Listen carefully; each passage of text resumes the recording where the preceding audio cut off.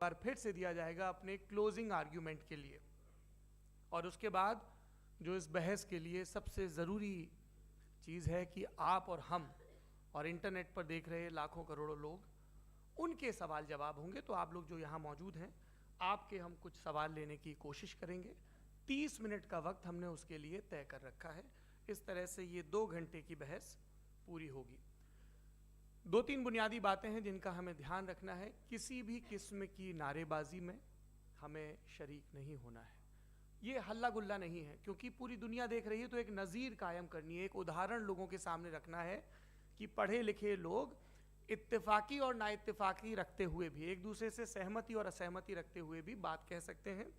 यहाँ पर मेरे JNU के प्रोफेसर बैठे हैं, पुरुषोत्तम अग्रवाल जी, जिन्होंने हमें क्लास में सिखाया है कि सहमति का साहस और असहमति का विवेक, और इसका ठीक उलट भी, ये बड़ा ज़रूरी है। दूसरी बात, ये किसी एक धर्म के बारे में बहस नहीं है, ये बात सबको स्पष्ट होनी चाहिए। किसी धर्म को महान बताने या किसी धर्म को कमतर बताने की ये बहस नहीं है। तो यदि कोई इस उम्मीद से देख रहा है या यहाँ आया है, तो मैं आपको आश्वस्त करना चाहता हूं कि आपको नाउम्मीदी हाथ लगेगी। इस बहस में बहुत ज़्यादा धार्मिक प्रतीकों के इस्तेमाल को लेकर भी ये दोनों लोग जो अभी आपको गंभीर दिख रहे हैं, भले लोग हैं, कल शाम को चाय पर मिले थे, बहुत हंसी मजाक भी इनके बीच हुआ था, और गलबैयाँ डालते हुए एक तस्वीर भी हुई थी।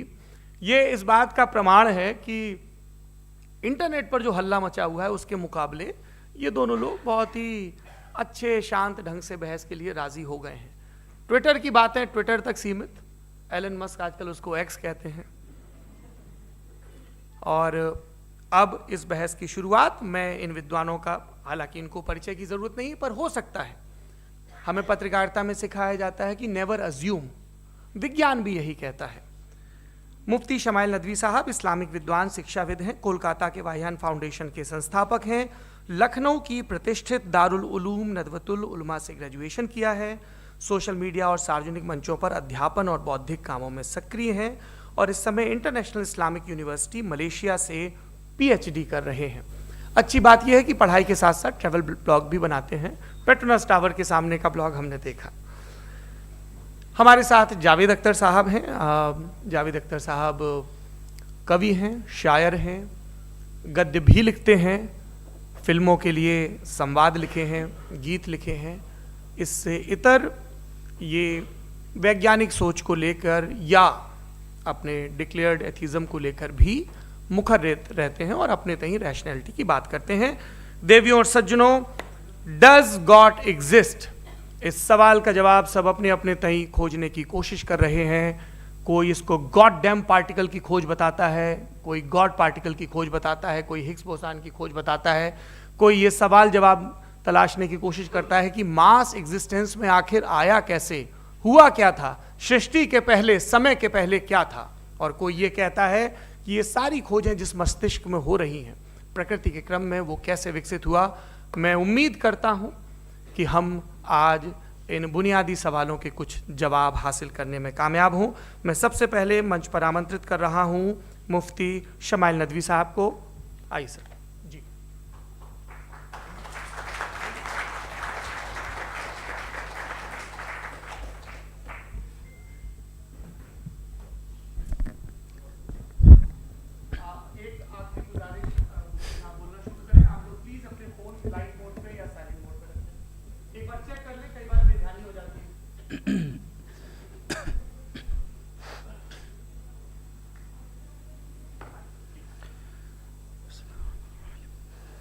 तमाम तारीफ़ें उस क्रिएटर के लिए जिसने इस यूनिवर्स को एक मकसद के तहत पैदा किया है। रिस्पेक्टेड जनाब जावेद अख्तर साहब, मिस्टर सौरभ द्विवेदी, और respected audience, thank you all for being here today. आज की डिबेट में चूंकि हम बात करने वाले हैं डज गॉड एग्जिस्ट के टॉपिक पर, तो ये एक ऐसा टॉपिक है जिसके मुताल्लिक कोई भी डिसीजन लेने के लिए अलग अलग स्टैंडर्ड्स हो सकते हैं। लिहाजा डिबेट के शुरू में ये ज़रूरी है कि हम ये जान लें कि आज के इस टॉपिक में कौन सा स्टैंडर्ड सही होगा और कौन सा गलत होगा। सबसे पहला स्टैंडर्ड जिसे मैं समझता हूं कि हमारे रिस्पेक्टेड जनाब जावेद अख्तर साहब बड़ी तेजी के साथ उसकी तरफ लपकेंगे, वो है साइंस। जबकि साइंस दर हकीकत खुदा के एग्जिस्टेंस को डायरेक्टली साबित करने या उसके एग्जिस्टेंस को डिनाई करने के लिए स्टैंडर्ड नहीं बन सकती। और उसकी वजह क्या है, ये मैं नहीं कह रहा, ये वो लोग कह रहे हैं जो साइंस के एक्सपर्ट्स हैं। नेशनल एकेडमी ऑफ साइंस कहती है science doesn't have the processes to prove और disprove the existence of God. Why? क्योंकि साइंस का ताल्लुक एम्पेरिकल एविडेंस से है और एम्पेरिकल एविडेंसेस का ताल्लुक हमारे नेचुरल और फिजिकल वर्ल्ड से है, जबकि गॉड नॉन फिजिकल और सुपर नेचुरल रियलिटी है। लिहाजा नॉन फिजिकल रियलिटी को आप उस टूल के साथ नहीं चेक कर सकते जिसका काम फिजिकल रियलिटी को तलाश करना है।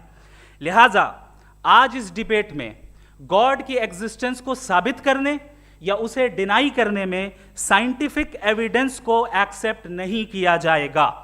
दूसरा स्टैंडर्ड हो सकता है रेविलेशन, कि रेविलेशन के जरिए हम यह साबित करें कि गॉड एग्जिस्ट करता है या नहीं। लेकिन यह स्टैंडर्ड भी आज इररेलेवेंट है। क्यों? क्योंकि रेविलेशन मेरे नजदीक सोर्स ऑफ नॉलेज है, वैलिड सोर्स ऑफ नॉलेज है, लेकिन हमारे जावेद अख्तर साहब के नजदीक ये वैलिड सोर्स ऑफ नॉलेज नहीं है। लिहाजा आज की डिबेट में मैं एक भी एविडेंस किसी भी मजहबी स्क्रिप्चर से नहीं दूंगा ताकि जावेद अख्तर साहब के लिए वो अनएक्सेप्टेबल ना हो। तीसरा जो मेयार हो सकता है वो है ऑब्जर्वेशन, कि भाई कोई कहे कि हमें खुदा दिखाओ, अगर है तो दिखाओ, या ये कि खुदा के एग्जिस्टेंस पर एम्पेरिकल एविडेंस दो, तो ये है दर हकीकत गलत टूल का इस्तेमाल करना। ये ऐसा ही है कि जावेद साहब मुझसे ये मुतालबा करें कि मुफ्ती साहब आप मेटल डिटेक्टर के जरिए प्लास्टिक डिटेक्ट करके दिखाएं। अब चूंकि प्लास्टिक डिटेक्ट नहीं हो पा रही है लिहाजा plastic does not exist. No, you are using the wrong tool. इस टूल से प्लास्टिक को डिटेक्ट नहीं किया जाता। लिहाजा मैं समझता हूं कि गॉड के एग्जिस्टेंस पर एम्पेरिकल एविडेंस का मुतालबा करना एक बचकाना मुतालबा है और हमारे रिस्पेक्टेड जनाब जावेद अख्तर साहब इस स्टेज से अब बहुत आगे निकल चुके हैं। अब बचता है एक ही स्टैंडर्ड, और वो स्टैंडर्ड है अक्ल, लॉजिक, रीजनिंग। और यही वो स्टैंडर्ड है जिसके तहत गॉड की एग्जिस्टेंस को साबित किया जाएगा या गॉड की एग्जिस्टेंस को डिनाई किया जाएगा। लेकिन चूंकि ये बहुत इंपॉर्टेंट और सेंसिटिव टॉपिक है, इसलिए लॉजिकल आर्ग्यूमेंट भी ऐसा होना चाहिए जो डेफिनेटिव हो, इनडेफिनेटिव ना हो, जो 2 और 2 4 की तरह बिल्कुल वाजे हो, जिसे लॉजिकली रिजेक्ट करना पॉसिबल नहीं हो। फॉर एग्जाम्पल हम कहें हमारे रिस्पेक्टेड मिस्टर सौरभ साहब, ये एक इंसान है और तमाम इंसान कॉन्शियस बीइंग है, लिहाजा नतीजा क्या निकला, हमारे सौरभ साहब भी कॉन्शियस बीइंग है। क्या ये इनडेफिनेट आर्ग्यूमेंट है या डेफिनेट आर्ग्यूमेंट है? ये डेफिनेट आर्ग्यूमेंट है। ये 2 और 2 की तरह वाजे है, इसमें किसी तरह जो है लॉजिकली इसको रिजेक्ट नहीं किया जा सकता। तो अगर आज हमारे जावेद अख्तर साहब ऐसी कोई अकली दलील और लॉजिकल एविडेंस दें खुदा के ना होने पर जो डेफिनेट भी हो, तो मैं ये ऐलान करता हूं कि यकीनन मैं उस एविडेंस को कबूल करूंगा और उस पर गौर करूंगा। लेकिन साथ में यह भी ऐलान कर देता हूं प्रेडिक्शन के तौर पर कि ऐसा कोई डेफिनेट आर्ग्यूमेंट कोई नहीं पेश कर सकता। दलील हम देंगे और डेफिनेटिव दलील देंगे, लॉजिकल दलील देंगे, ऐसी दलील देंगे जो एंटायर एथिस्टिक वर्ल्ड उसे रेफ्यूट नहीं कर सकती। चलें अब हम एक एग्जाम्पल सोचते हैं, एक सिनेरियो, सिंपल सिनेरियो, तमाम ऑडियंस से गुजारिश है, हम और आप एक आइसोलेटेड आइलैंड पर हैं, ऐसा आइलैंड जहां पे हमसे पहले कोई कभी नहीं गया। चलते चलते आपके सामने अचानक आपने देखा एक पिंक कलर की बॉल पड़ी हुई है। सबसे पहला सवाल आपके जहन में क्या आएगा कि ये बॉल यहां क्यों आई, कैसे आई, ये पिंक कलर की ही क्यों है, कोई और कलर भी हो सकता था, ये इसी शेप में क्यों है, कोई और शेप भी हो सकता था। नेचुरली आप इस तरफ पहुंचेंगे कि कोई ना कोई है जिसने इन स्पेसिफिक प्रॉपर्टीज के साथ इस बॉल को बनाया है और यहां पे रखा है।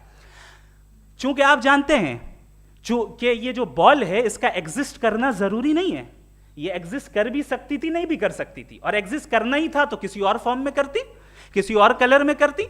अब आप इस बॉल को एक्सपैंड करते चले जाएं, एक्सपैंड करते चले जाएं, एक्सपैंड करते चले जाएं, यहां तक कि ये बॉल यूनिवर्स के साइज की हो जाए। बताइए कि क्या साइज के बढ़ जाने से सवाल बदल जाएगा? हरगिज नहीं बदलेगा। अभी भी सवाल रहेगा, ये यूनिवर्स कहां से आया, इन स्पेसिफिक प्रॉपर्टीज के साथ कहां से आया, क्यों आया, किसने बनाया, ये सवाल उस वक्त भी वैलिड रहेगा। लेकिन ये सवाल अगर हम जनाब जावेद अख्तर साहब से करें तो चूंकि इनका वर्ल्ड व्यू एथिस्टिक है, और सिर्फ इनका नहीं, मतलब जितने भी एथिस्ट हैं और एथिस्टिक वर्ल्ड व्यू को रखने वाले से अगर आप ये सवाल करें कि ये यूनिवर्स कहां से आया, तो इनका जवाब या तो आर्ग्यूमेंट फ्रॉम इग्नोरेंस होगा या डॉगमेटिक होगा।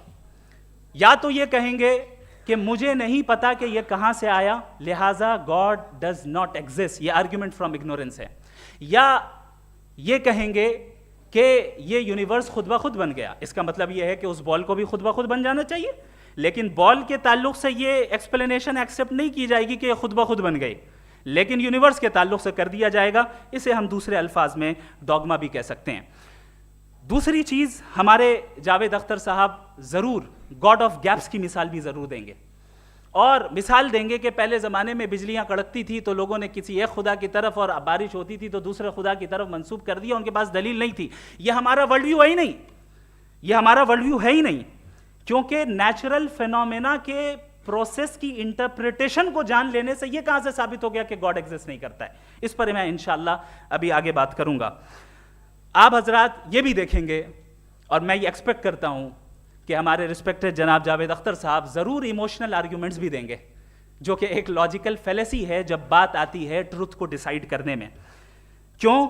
मिसाल के तौर पर वो कहेंगे कि अगर गॉड है तो ईविल क्यों एग्जिस्ट करता है, जबकि मैं कहता हूं ईविल का एग्जिस्ट करना गॉड के एग्जिस्ट करने की दलील है, उसके खिलाफ नहीं है। चूंकि अगर गॉड है तो हम सब उसके सामने अकाउंटेबल हैं, और अगर हम अकाउंटेबल हैं तो अकाउंटेबिलिटी के लिए ईविल का मौजूद होना जरूरी है, उसके बगैर हम अकाउंटेबल नहीं हो सकते। और अगर हम अकाउंटेबल नहीं हैं तो हम जनाब जावेद अख्तर साहब से पूछेंगे कि आप बताएं कि फिर सफरिंग इस दुनिया में क्यों है? अगर खुदा नहीं है तो सफरिंग क्यों है? और उन लोगों के जज्बे का क्या जिनके अंदर सफरिंग के बाद इंतकाम लेने का जज्बा पाया जाता है और वो इस दुनिया से ऐसे ही चले गए, क्या उनकी सारी तकलीफें बेकार चली जाएंगी? अब आ जाएं उसी एग्जाम्पल की तरफ कि बॉल, मुझसे अगर कोई पूछे इस बॉल को किसने बनाया और या इस एक्सपेंडेड बॉल को किसने बनाया, मैं कहूंगा कि चूंकि ये यूनिवर्स और इस यूनिवर्स की तमाम चीजें कॉन्टिंजेंट हैं। कॉन्टिंजेंट होने का मतलब ये होता है कि जो अपने एग्जिस्टेंस पे किसी के ऊपर डिपेंड करती हो, तो जाहिर है ये यूनिवर्स कॉन्टिंजेंट है। और अगर कोई चीज कॉन्टिंजेंट नहीं है तो मैं रिक्वेस्ट करूंगा कि मुझे दिखा दें कि कौन सी चीज यूनिवर्स में कॉन्टिंजेंट नहीं है, हम भी जरा गौर कर लें और हम भी देख लें। और जब कॉन्टिंजेंट चीजें मौजूद हैं तो फिलोसोफर्स की इस्तिलाह के मुताबिक, हम उस टर्मिनोलॉजी के मुताबिक हम उस जगह तक पहुंचते हैं और उस हस्ती तक पहुंचते हैं जिसे नेसेसरी बीइंग कहा जाता है, कि ये वो नेसेसरी बीइंग है जिसका मौजूद ना होना नामुमकिन हो। क्योंकि अगर ये मौजूद ना हो तो सारी चीजें एग्जिस्टेंस में आएंगी ही नहीं, और ये सारी कॉन्टिंजेंट चीजें उसी के ऊपर डिपेंड करती हैं। अब अगर आप ये सवाल करते हैं कि फिर उस हस्ती को किसने बनाया, फिर उसका कॉज क्या है, फिर उसका कॉज क्या है, फिर उसका कॉज क्या है, और एंडलेसली चले जाएं, इसे हम कहते हैं इन्फिनिट रिग्रेस ऑफ कॉजेज, जो कि लॉजिकल फेलेसी है। कॉन्सेप्चुअली इन्फिनिटी पॉसिबल है। मिसाल के तौर पे न्यूमेरिकल्स 1 2 3 गिनते चले जाएं, इन्फिनिट नंबर्स हैं। मैं कॉन्सेप्चुअली बात नहीं कर रहा, प्रैक्टिकली रियलिटी में साबित करके दिखाएं कि infinite regress of causes possible हैं या नहीं। अगर पॉसिबल हैं तो हम मान लेंगे, मिसाल दे दें, और पॉसिबल नहीं है तो एक ही ऑप्शन बचता है जिसे हम कहते हैं नेसेसरी बीइंग। ऐसी नेसेसरी बीइंग जो इंडिपेंडेंट है, क्योंकि अगर वो डिपेंडेंट हुई तो वो नेसेसरी नहीं रहेगी। ऐसी इंडिपेंडेंट बीइंग जो इटर्नल है, अगर वो इटर्नल नहीं होगी, उसकी बिगिनिंग होगी तो वो खुद कॉन्टिंजेंट है। ऐसी बीइंग जो पावरफुल है, क्योंकि कॉन्टिंजेंट को एक्चुअलाइज करने के लिए पावर चाहिए। ऐसी बीइंग जो इंटेलिजेंट है और नॉलेजेबल है, क्योंकि ये यूनिवर्स स्पेसिफिक फॉर्म और स्पेसिफिक लॉज ऑफ नेचर के तहत प्रिसाइजली चल रहा है। Thank you. थैंक यू मुफ्ती साहब। मैं इन दलीलों के बाद जावेद अख्तर साहब से गुजारिश करूंगा, आप बैठ के बोलना चाहेंगे या बाहर? जी।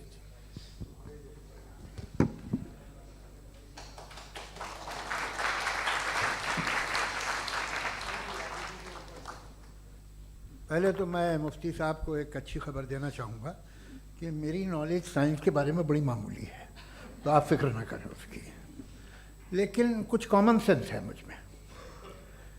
देखिए, ये खुदा का तस्वुर कोई नया तस्वुर नहीं है, ये सदियों से रहा है। ये कुछ रिलीजन 3000 साल पुराने होंगे, 4000 साल पुराने होंगे, लेकिन इंसान कोई 10,000 12,000 साल से एग्जिस्ट करता है होमोसेपियन की शक्ल में, और हमेशा कुछ ना कुछ मज़हब रहे। ये मज़हब जाहिलों के नहीं थे, ये मज़हब एक ऐसी ग्रीक सोसाइटी के थे जहाँ बड़े बड़े फिलोसफर्स पैदा हुए। ये मज़हब इजिप्शियंस के थे जिन्होंने पिरामिड्स बनाए थे।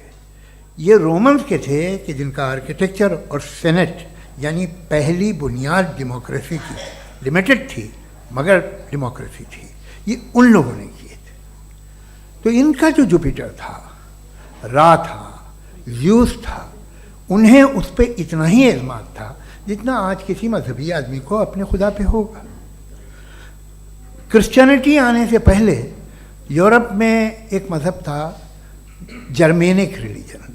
उसका एक खुदा था, उसकी एक बीवी थी, उसके 2 बेटे थे, एक बेटी थी। फिर जर्मनी में जब यूरोप में क्रिश्चियनिटी आई तो वो खुदा, उसकी बीवी और पूरे ख़ानदान चला गया। तो हमने अगर हम हिस्ट्री देखें तो खुदा जो हैं वो ज़्यादातर फ़नी हैं, वो हमेशा रहे नहीं। और वो जो लोग इन्हें मानते थे उनको आप कहें वो तो जाहिल थे, उन्हें तो कुछ पता ही नहीं था, ऐसा नहीं है। वो अपने वक्त में बड़े काबिल लोग थे और अपने वक्त में उन्होंने बड़े बड़े काम किए हैं, फिलोसफर्स थे, साइंटिस्ट थे, लेकिन उनका मज़हब कहाँ गया, उनके खुदा कहाँ गए? आज जो खुदा हैं दुनिया में लोग उन्हें मानते हैं। आपको क्या मालूम कि कितने बरसों के बाद क्या होने वाला है? हम यूरोप में देखते हैं तो चर्च खाली हैं। तो वक्त के साथ चीज़ें बदलती हैं। जहाँ तक इसका ताल्लुक़ है मज़हबों का, हर मज़हब आपसे एक चीज़ मांगता है, फेथ। ये फेथ क्या चीज़ होती है? What is the difference between faith and belief? ये तो बहुत ही अहमक़ाना बात होगी कि कोई आदमी कहे साहब अगर खुदा है तो मुझे दिखाइए। ये तो जाहिलाना बात हुई।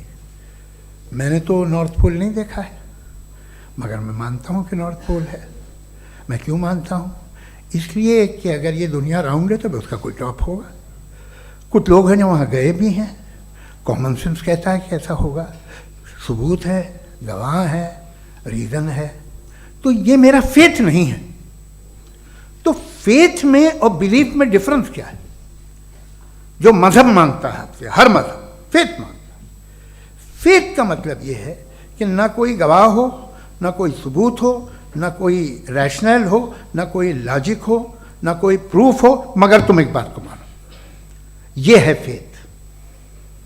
वरना बिलीफ होता।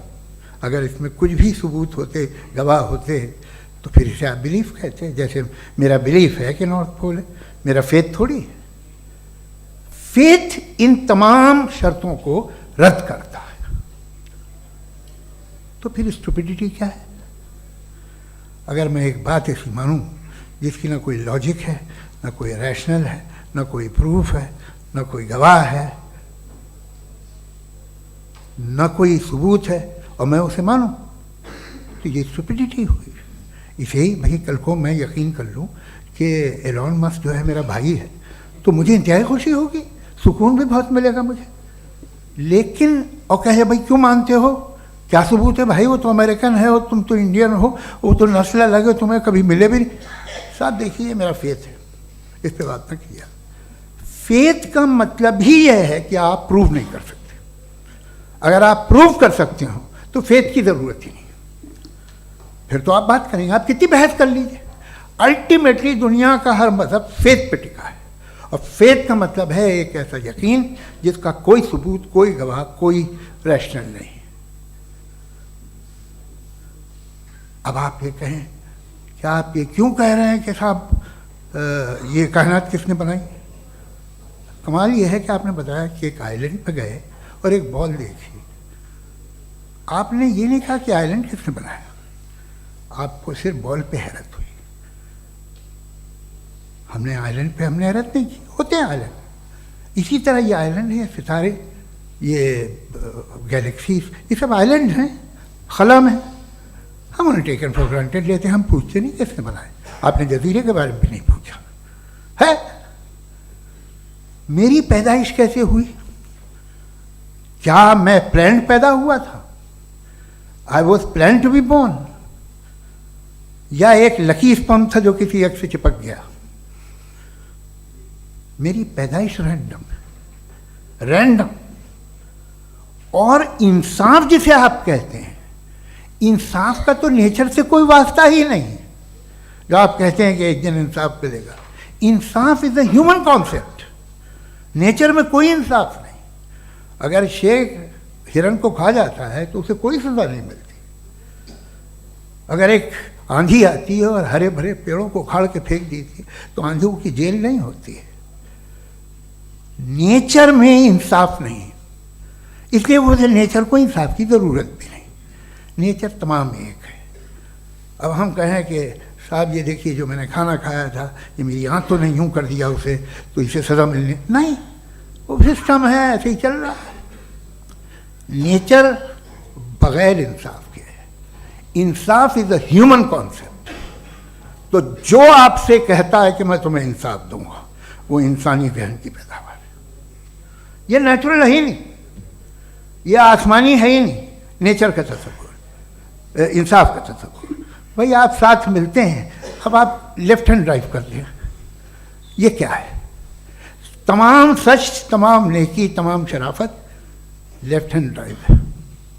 वरना क्या होगा, या तो आप क्रॉस कर देंगे, आपका एक्सीडेंट हो जाएगा, या आप किसी को मार देंगे, या ट्रैफिक जैम हो जाएगा। झूठ, बेईमानी, रिश्वतखोरी, ये तमाम जो है driving on the wrong side है।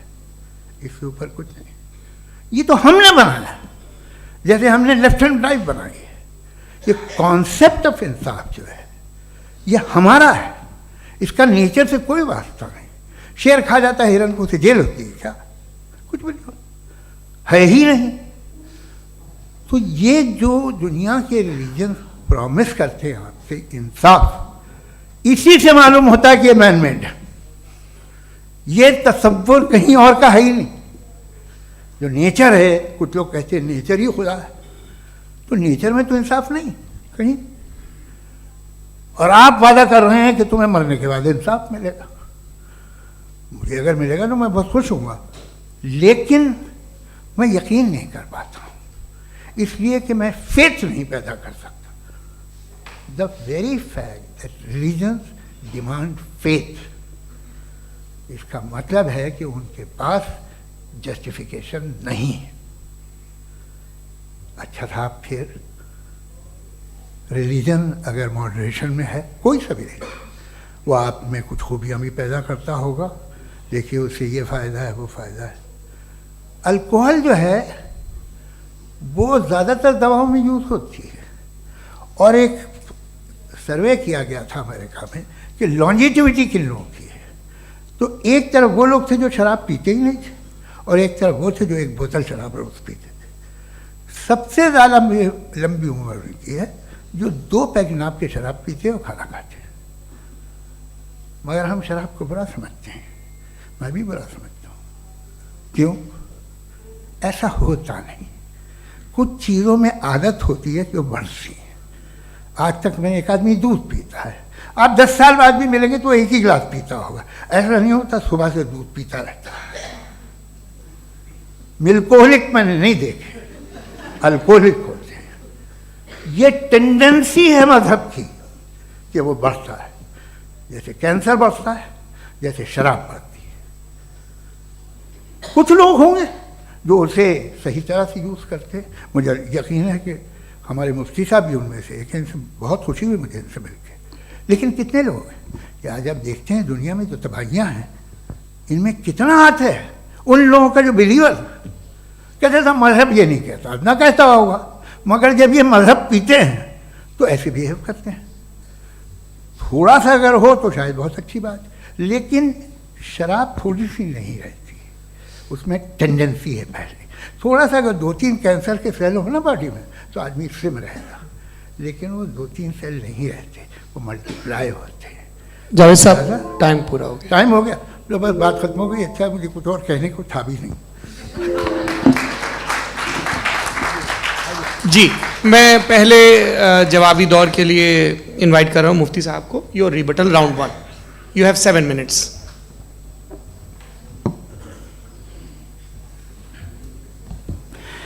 Thank you very much Javed साहब, आपकी बात को सुनकर बड़े महजूज हुए हम लोग। महजूज, do you understand? We enjoyed.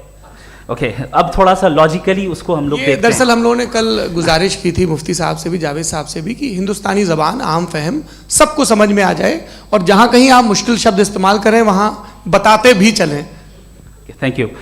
तो सबसे पहले हमारे रिस्पेक्टेड जावेद साहब ने हवाला दिया कि खुदा फ़ानी है। कितने मजहब आगे चले गए, किसी ने जुपिटर को खुदा माना, किसी ने किसी को माना। मैं कहता हूँ जिसने कॉन्टिंजेंट चीज़ को खुदा माना, गलत माना, वो खुदा ही नहीं, वो खुदा ही नहीं है। हम तो नेसेसरी बीइंग को साबित करने बैठे हैं, वो नेसेसरी कॉज जो इटरनल है, जो अबदी भी है और अजली भी है। हम किसी और को साबित करने नहीं बैठे। दूसरी चीज उन्होंने कहा कि फेथ एंड बिलीफ, ये एक ऐसी डेफिनेशन है फेथ की जो इन्होंने पहली मर्तबा पेश की है, या माफ कीजिएगा इन्होंने पहली मर्तबा पेश नहीं की है, रिचर्ड डॉकिंस ने पहली मर्तबा पेश की है। मुझे मालूम है ये सोर्स कहां से है। एपिस्टेमोलॉजिकली फेथ और बिलीफ का फर्क आप इस तरह नहीं कर सकते सर। फेथ सही भी होता है, गलत भी होता है, बिलीफ सही भी होता है, गलत भी होता है। जो लॉजिक, रीजन और एविडेंस से बैक्ड होगा वो फेथ सही होगा। और आप जिस फेथ की बात कर रहे हैं कि इलॉजिकल है और उसके पीछे नहीं है, तो we are on the same page. हम नहीं मानते उस फेथ को, जो फेथ ऐसा हो जिसके पीछे कोई लॉजिक ना हो, एविडेंस ना हो, हम नहीं मानते। हम तो उस फेथ के कायल हैं जिसके पीछे लॉजिक हो और एविडेंस हो। तो बिलीफ सही भी होता है, गलत भी होता है, फेथ भी सही होता है और गलत भी होता है। तो आज फेथ और बिलीफ के डिफरेंस पे बात नहीं हो रही है। आज आप चाहे फेथ एक्सेप्ट कर लें या बिलीफ एक्सेप्ट कर लें, आज ये बात होगी कि ट्रूथ क्या है, चाहे ट्रू बिलीफ सही है या ट्रू फेथ सही है, और फॉल्स फेथ क्या है और फॉल्स बिलीफ क्या है, बात इस पे हो रही। दूसरी चीज इन्होंने पूछा, स्टुपिडिटी फिर क्या है? अगर फेथ रिलीजन स्टुपिडिटी नहीं है तो और क्या है? चूंकि फेथ का मुतालबा करते हैं तो स्टुपिडिटी क्या है? मैं कहता हूं स्टुपिडिटी एथिज्म है। उसकी वजह यह है कि आप एक सड़क पे जा रहे हो और आप किसी गार्डन में जाएं और देखें वहां लिखा है फूलों के साथ I love Javed Akhtar, and I really do, I love you sir. So जब आप वहां पर पहुंचे तो वहां पहुंचकर अब ये बताएं, क्या आप ये कहेंगे वाह व्हाट अ नेचुरल सिलेक्शन? ये क्या नेचुरल सिलेक्शन है? नहीं, ये प्रिसाइजली डिजाइंड है, इसके पीछे डिजाइनर है। लिहाजा अगर कोई एक ऐसी कॉमन सेंस की बात को कबूल नहीं कर रहा है कि यूनिवर्स जो इतने प्रिसाइजली काम कर रहा है, हम कह दें कि खुद ब खुद बन गई, मैं समझता हूं इससे बड़ी स्टुपिडिटी और कुछ नहीं है। ये इरैशनल चीज है। फिर हमारे सर ने कहा कि आपने बॉल पे फोकस किया, आइलैंड पे फोकस नहीं किया। अरे आइलैंड को किसने बनाया यही समझाने के लिए तो बॉल की मिसाल दे रहा हूं। और बॉल भी कॉन्टिंजेंट है, आइलैंड भी कॉन्टिंजेंट है, दोनों नेसेसरी बीइंग का मुतालबा करते हैं। आगे इन्होंने कहा कि नेचर में कोई इंसाफ नहीं है। हम डिसाइड करते हैं कि मोरालिटी क्या होती है, इंसाफ क्या होता है। हम डिसाइड करते हैं, जैसे ड्राइविंग सीट में ट्रैफिक वाला, ये तो किसी खुदा ने नहीं कहा, ये है, इसे कहते हैं फॉल्स इक्विवेलेंस। ये एक लॉजिकल फेलेसी है। आपने जो है मिसाल दी ड्राइविंग की और ट्रैफिक की, ये सब्जेक्टिव मोरालिटी है। आप सब्जेक्टिव मोरालिटी को मिसाल बनाकर ऑब्जेक्टिव मोरालिटी के ऊपर नहीं थोप सकते। इंसाफ की ऑब्जेक्टिव मोरालिटी है। अगर आप ये कहते हैं कि नेचर में इंसाफ नहीं है, तो इंसाफ का न होना ये नेचुरल हुआ, तो फिर नेचर को नेचर रहने दे। क्यों हम इतना स्ट्राइव कर रहे हैं दुनिया में इंसाफ लाने के लिए? ये तो इलॉजिकल बात है, इरैशनल बात है।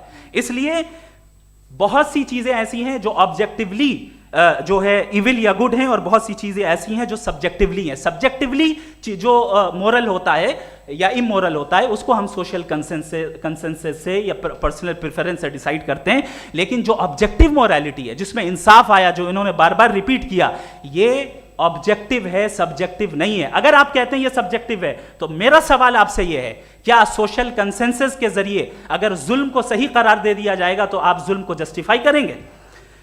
दूसरी चीज इन्होंने ये कहा कि 2 पैक शराब पी लें तो वो उतने पे नहीं रहता, बढ़ जाता है।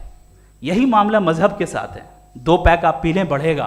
तो ये एक ऐसी मिसाल है, इसको कहीं भी फिट कर लें कि आप एथिज्म पे जब फिट करें, जब आप 2 पैक एथिज्म का लेंगे ना, तो वो बढ़ बढ़ के नॉर्थ कोरिया बनेगा। Thank you.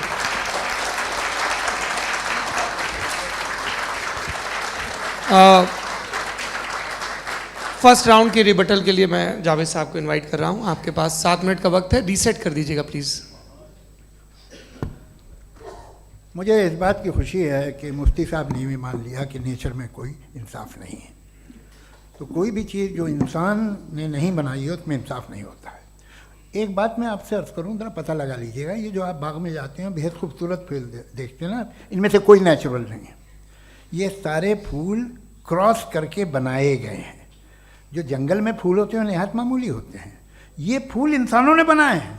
जो आप बाग में देख के वाह वाह कहते हैं, ये इंसानों के बनाए हुए हैं। डिफरेंट फूलों को क्रॉस करके, डेवलप करके, फिर क्रॉस करके इस तरह से बनाए गए। नेचुरल फ्लावर नहीं। किसी जंगल वीरान में जाके आप गुलाब के फूल नहीं देखेंगे। ये सब बनाए हुए इंसान ने, बहुत से काम इंसान ने किए हैं। बाकी है कि आपने मेरी एक बात का जवाब नहीं दिया, जिससे मुझे शिकायत है कि फेथ क्या है और आप फेथ मांगते क्यों हैं मुझसे। आप तो लॉजिकल हैं, आपके पास तो सारे रैशनल्स हैं, आपके पास सारे सबूत हैं, तो आपको फेथ की डिमांड क्यों करते हैं कि भाई तुम सरेंडर कर दो और सवाल मत करो।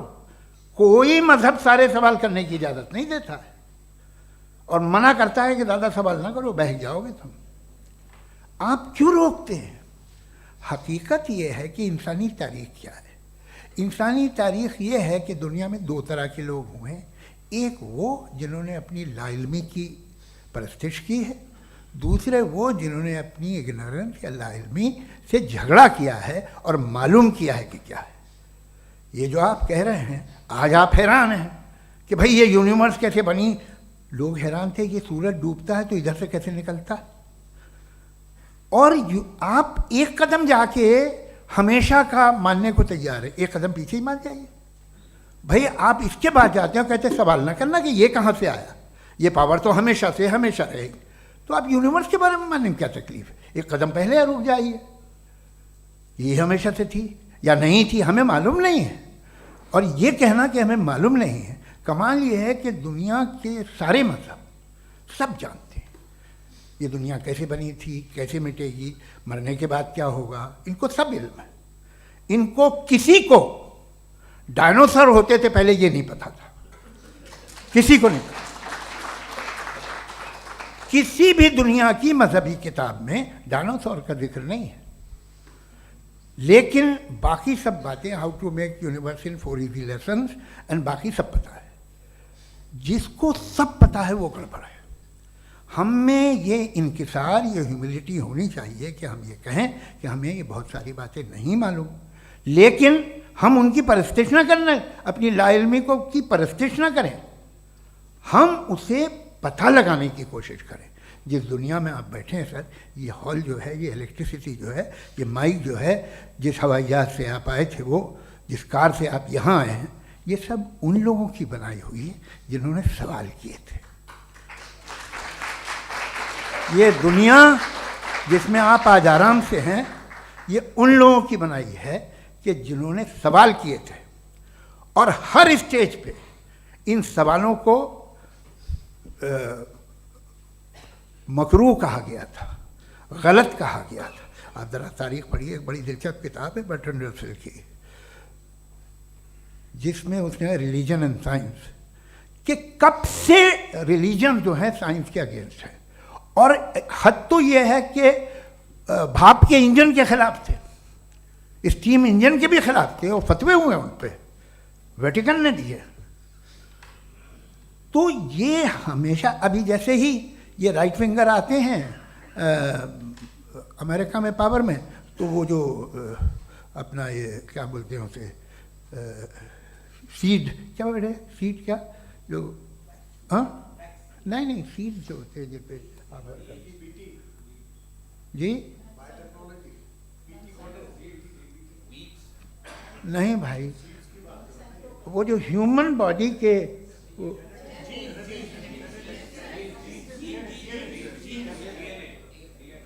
उस पर रिसर्च बंद हो जाती है, रिपब्लिकन नहीं करने देते। अरे भाई इतना डर क्या है तुम्हें? एक ज़माने में बहुत नाराज़ थे ये सारे मजहबी लोग कि ये इंसान तो इंसान बनाने की कोशिश कर रहा है। आपको क्या तकलीफ भाई, बना ले तो बना लेने दो, ये खौफ क्या है? और ये सब आज जो आप कह रहे हैं नामुमकिन है, ये कैसे हुआ, मुझे एक किस्सा याद आता है। जब मैं 6ठी क्लास में था तो मैं मैथमेटिक्स में बहुत वीक था, तो एक टीचर रख दिया गया, उसने 1 2 3 4 5 6 7 को सिखा दिया मुझे।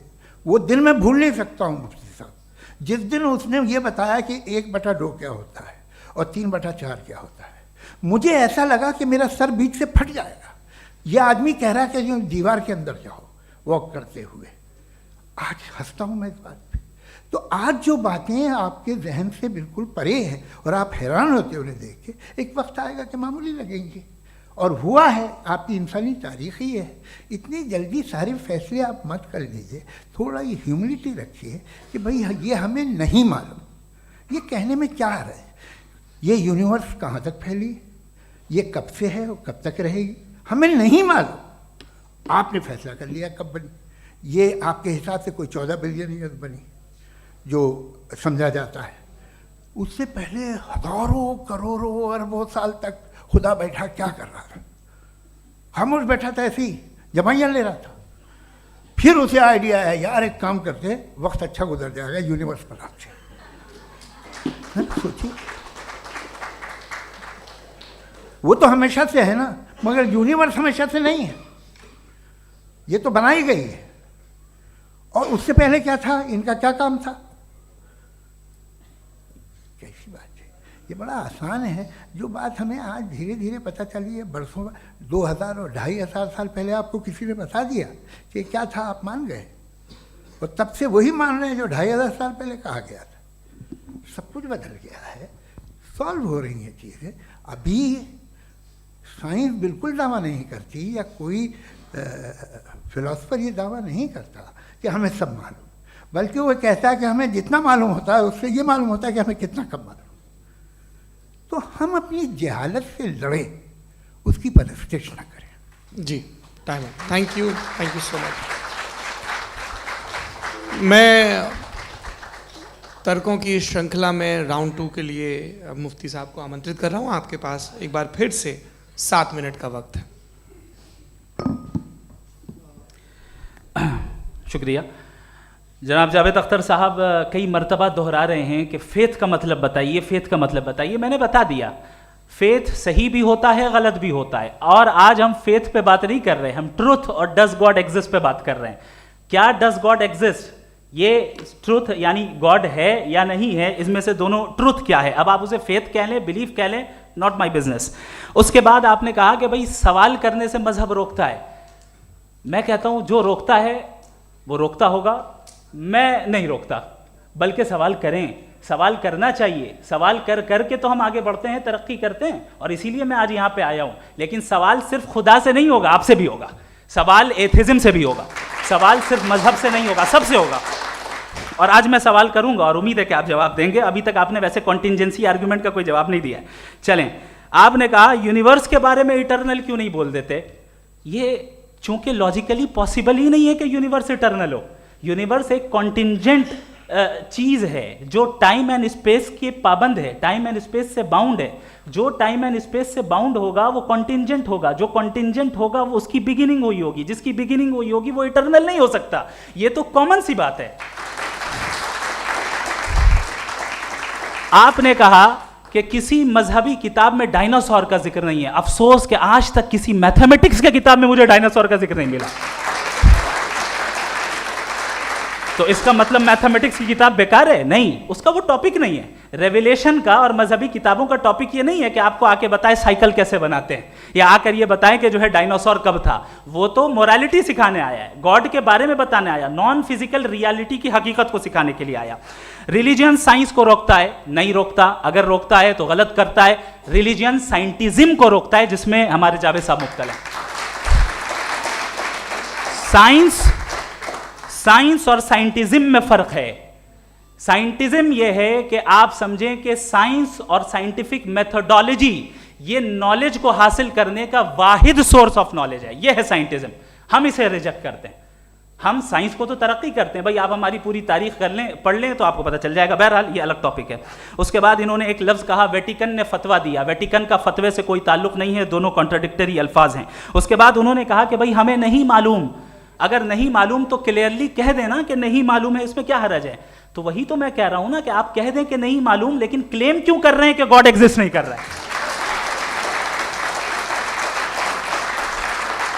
आप कह दें नहीं मालूम है, हो सकता है हो सकता ना हो, लेकिन आप क्लेम कर रहे हैं। The moment you say God does not exist, this is a claim, and now the burden of proof is upon you too, जैसे हमारे ऊपर है। और क्यों है मैं बताता हूं, क्यों है ये भी मैं बताता हूं।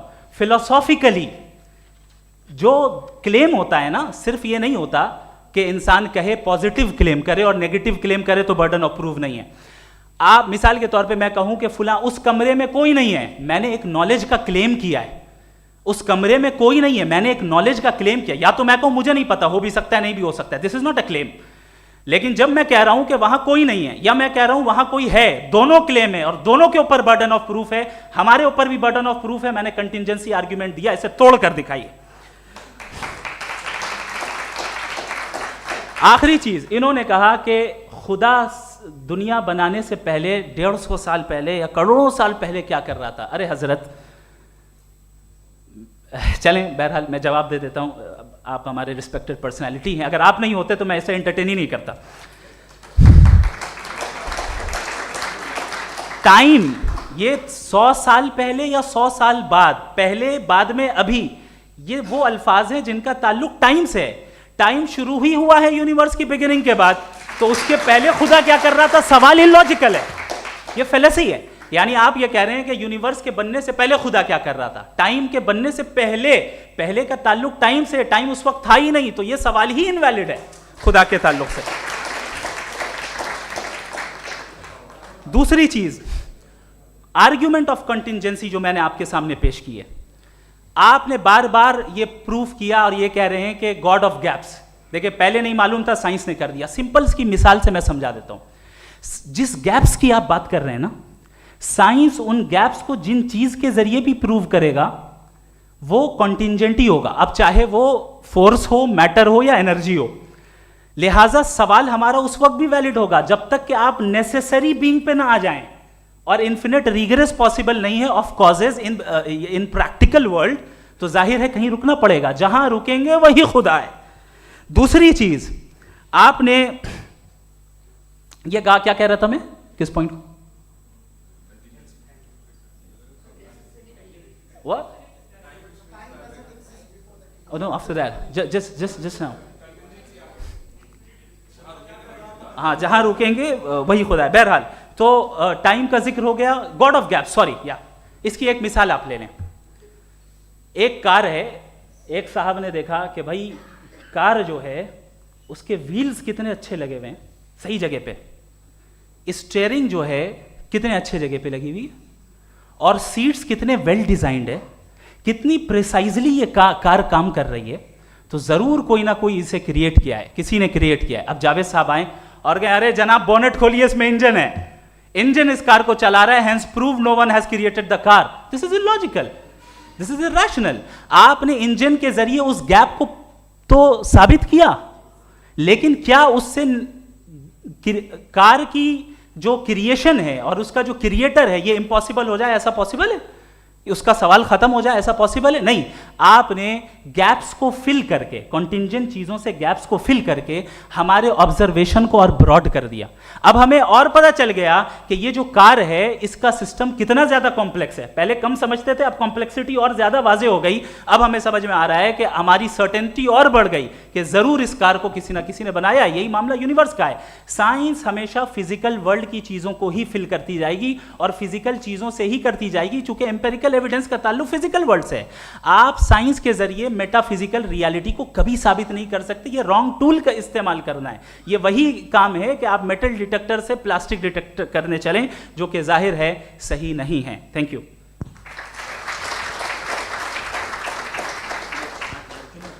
जी, ये आर्ग्यूमेंट का राउंड 2 है। हाँ। 7 मिनट है। पहले तो मैं आपसे अर्ज करूं कि आपने कहा कि जब कायनात ही नहीं थी तो वक्त भी नहीं था, कुछ भी नहीं था। कैसे नहीं था? खुदा था। एक एग्जिस्टेंस तो था ना खुदा का। तो जब खुदा था तो वक्त भी होगा। ऐसा नहीं है कि कुछ भी नहीं था, खुदा था। अच्छा, बाकी एक आपने कहा साहब आप साबित कीजिए, आपके पास भी लॉजिक है या मेरे पास भी लॉजिक है। आप मेरा जिम्मेदारी नहीं है साबित करना कि खुदा है। बर्टन रसल ने एक बड़ी अच्छी बात कही।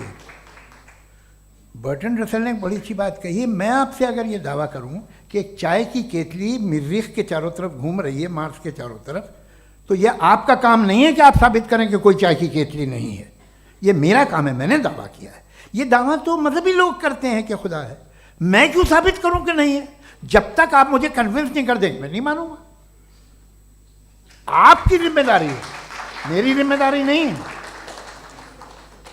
दोयम ये कि ये जो आप कह रहे हैं, जो गैप्स हैं, ये गैप जब जब किसी मजहब को चैलेंज करते हैं, जब ऐसा कोई बात आती है तो हंगामा हो जाता है कि जब वो चैलेंज करें किसी फेथ को।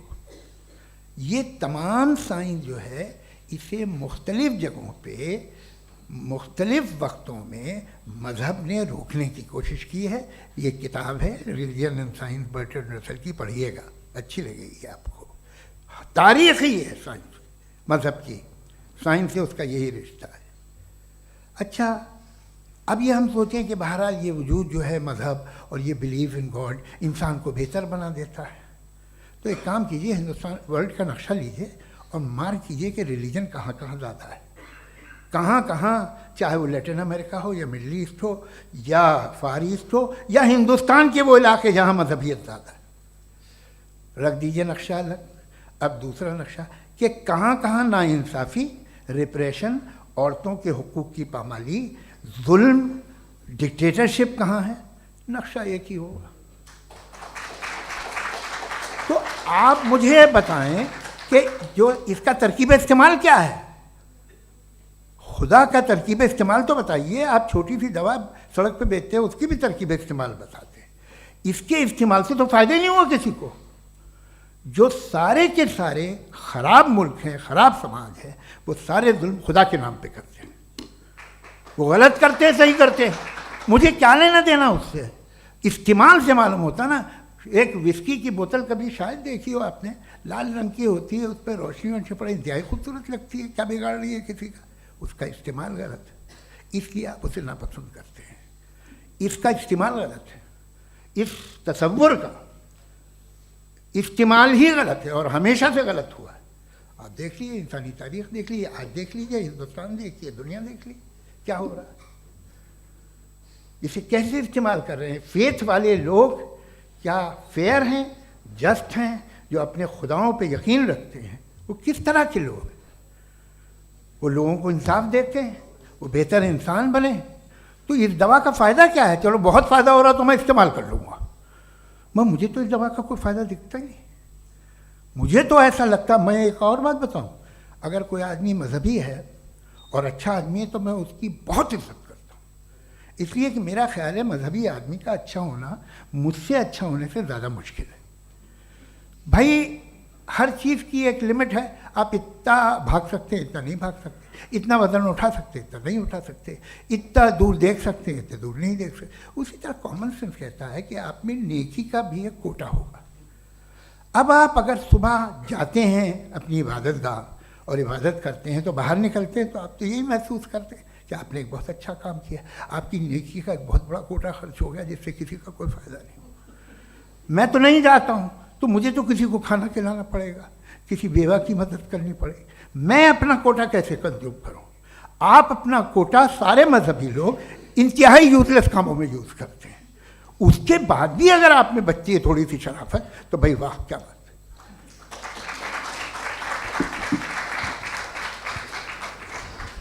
एक तो मुझे ये बात बहुत अच्छी लग रही है कि दोनों ही विद्वान समय को मानते हैं और बहुत समय से अपनी दलीलें और बाज़ दफ़ा समय से पहले अपनी तकरीरें पूरी करके अपनी अपनी कुर्सी पर बैठ रहे हैं।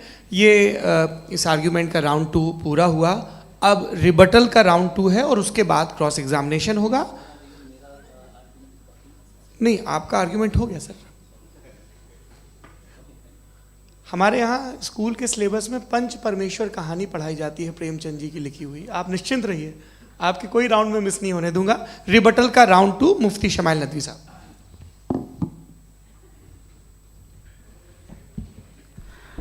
असल में जो हकीकी प्रॉब्लम है, असल प्रॉब्लम है, वो ये है कि जावेद साहब के पास कॉन्सेप्ट ऑफ गॉड क्लियर नहीं है। इन्होंने कहा कि कायनात से पहले खुदा तो था, तब भी तो टाइम होगा। ये टाइम कायनात का हिस्सा है। हम खुदा, उस खुदा को मानते हैं, नेसेसरी बीइंग का टाइमलेस होना जरूरी है, चूंकि वो टाइम का क्रिएटर है। जब उसने टाइम को क्रिएट किया तो वो खुद टाइम पे कैसे होगा? उसने जब स्पेस को क्रिएट किया तो खुद स्पेस में कैसे होगा? अगर वो टाइम एंड स्पेस को पहले से ही उसका पाबंद है तो फिर किस चीज को उसने क्रिएट किया?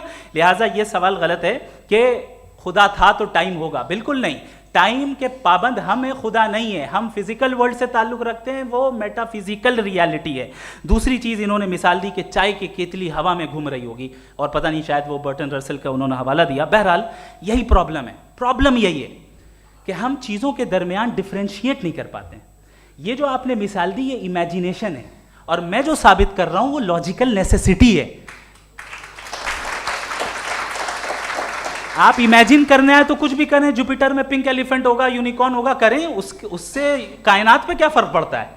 उससे आप लॉजिकल नेसेसिटी साबित नहीं कर सकते।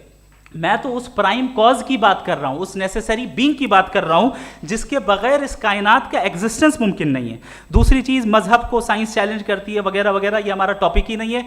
मैं इस पे बात करूंगा तो फिर मेरा वक्त चला जाएगा। मजहब के ऊपर चूंकि हमारी डिस्कशन नहीं है, साइंस को मजहब और बिलखुसूस मैं और हमारा वर्ल्ड व्यू कम अज़ कम साइंस को पीछे नहीं करता है, साइंटिज्म की मजम्मत करता है। इसकी वजाहत मैंने पहले कर दी। दूसरी चीज़ इन्होंने कहा वर्ल्ड का नक्शा लीजिए, वर्ल्ड मैप लीजिए, दो अलग अलग जगह की। हजरत, मैंने ये होमवर्क किया था और मैंने मिडिल ईस्ट का एक नक्शा लिया और यूरोप का एक नक्शा लिया। ये मजहबी इलाका और ये लिबरल और एथीस्ट इलाका। मुझे पता चला कि सबसे ज़्यादा रेप केसेस जो हैं वहाँ पर हैं।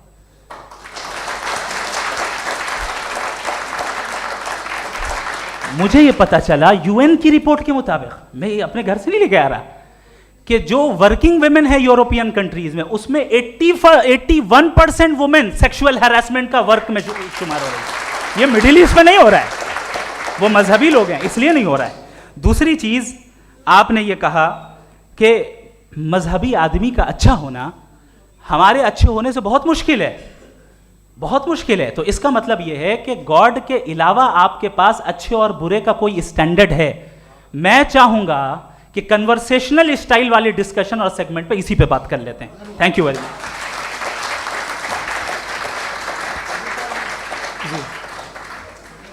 ये रिबटल का राउंड 2 है। आपके पास 5 मिनट का वक्त है और इसके बाद क्रॉस एग्जामिनेशन शुरू करेंगे। आप चाहें तो जो इन्होंने सवाल पूछे उनके जवाब आप रिबटल में भी दे सकते हैं। जी जी, देखिए, पहले तो ये बात कि ये मिसाल गलत नहीं है, गलत है।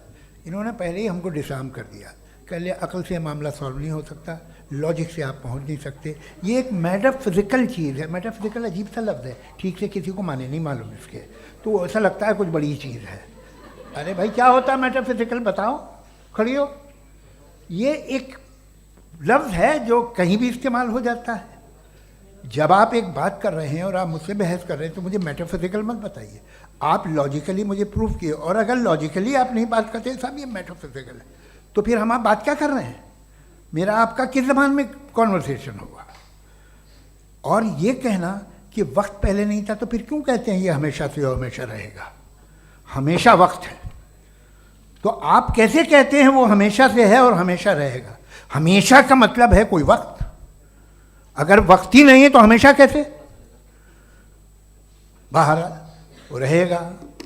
अब मैं ये देखता हूँ, आपने कहा ना कि वहाँ रेप ज़्यादा होते हैं, तो हम एक बात देखते हैं कि दुनिया जिस पे वो कादर मुतलक है, जिसकी मर्ज़ी के बगैर पत्ता भी नहीं हिलता, ओमनीपोटेंट है, ये दुनिया चल कैसे रही है? और इस दुनिया का हाल क्या है? 45,000 बच्चे जो 10 साल की उम्र से कम थे वो गाजा में मरे। भूख से काला हांडी में बच्चे मरते हैं और डिप्थेरिया से मरते हैं। डिप्थेरिया अजीब मर्ज है, गले में जाली बनना शुरू होती है, बच्चा नीला हो जाता है, गरीब का बच्चा, इसलिए कि वो पास इलाज नहीं। ये कादर मुतलक है जो चाहे कर दे, इससे आप दुआएं मांगते हैं हमारी ये काम कर दे वो कर दे, तो इसका मतलब डे टू डे लाइफ में वो इंटरफेयर करता है और ये देख रहा है वो। अगर वो वाकई भी है फॉर डिस्कशन सेक, तो मैं जब दुनिया देखता हूँ तो मेरे दिल में उसके लिए कोई इज्जत नहीं पैदा होती। ये क्या कर रहे हो तुम पूरे ऑल पावरफुल हो, ओमनीपोटेंट हो, ओमनी प्रेजेंट हो। तुम तो वहाँ गादा में रहे होगे ना, तुम हर जगह हो।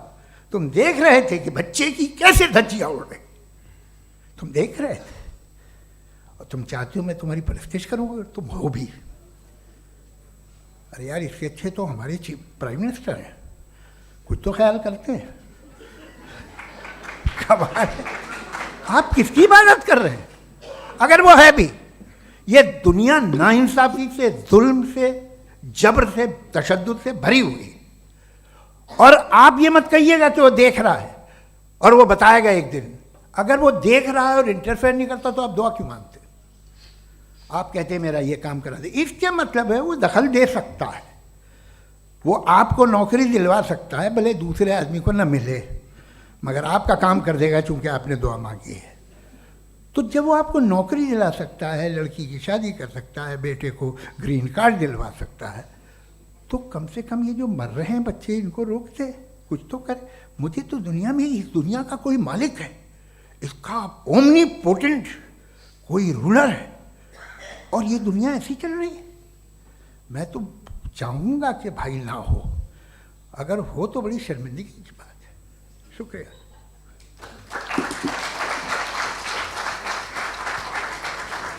देवियों और सज्जनों, इस बहस के 2 राउंड और 2 रिबटल पूरे हो चुके हैं। अब सबसे ज़रूरी और सबसे मुश्किल राउंड शुरू हो रहा है, क्रॉस एग्जामिनेशन का। अब इन विद्वानों की सज्जनता की एक परख भी होगी, और वक्त हमने 16 मिनट का तय किया है। पहला सवाल आप पूछना चाहेंगे? जी बिल्कुल। पहले बोले भी आप आप माइक ले लीजिएगा हाथ में, ये नीचे से ऑन कीजिए। जी मैं बोलता हूँ, ये डायस हटा सकते हैं क्या हम थोड़ा क्विकली? डायस पीछे कर दीजिए बस थोड़ा सा, है, ताकि ये जो दाएं बाएं लोग बैठे हैं, इसे हटा ही दीजिए। अब हमें वहाँ तो जाने वाले नहीं, आराम से आराम से आराम से। दोनों तरफ से हटा दीजिए।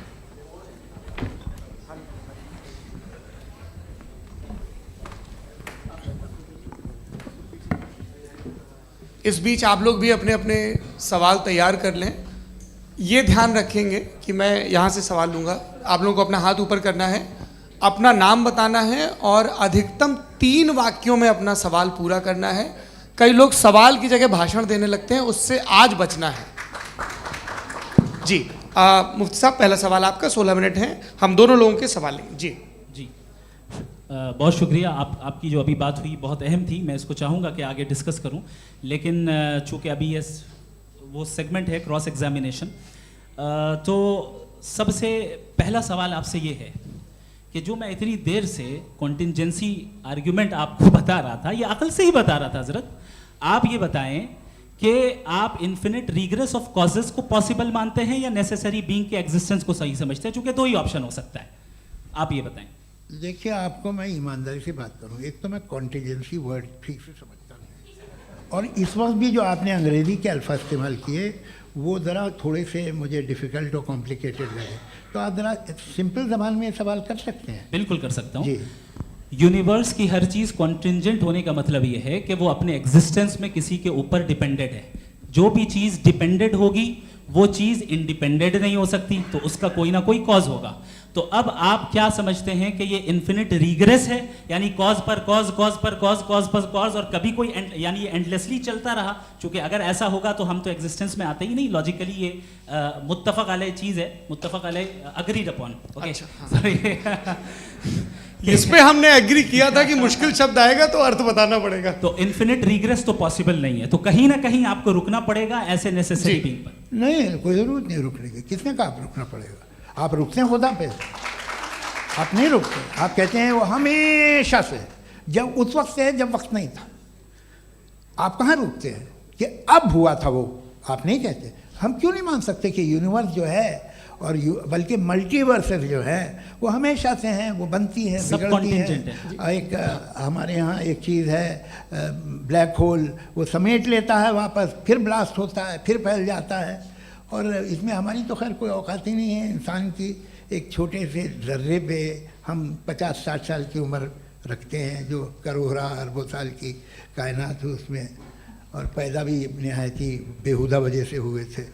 तो इसमें ये सोचना कि इसकी वजूहात और ये क्यों है, ये डिपेंडेंट है, ये हम देख रहे हैं, क्या मालूम। आप सोचिए कि ये जो फैल रही है कायनात, ये कहाँ फैल रही है, ये कहाँ जा रही है, और ये फैल क्यों रही है। अरे बना ली थी तुमने, रुको भैया, काफ़ी है। ये फैल क्यों रही है, ये और कौन सी कायनात जिसे मैं दूरबीन से देखता हूँ तो 2 बिलियन लाइट ईयर पे है, उससे मेरा कोई वास्ता ही नहीं है।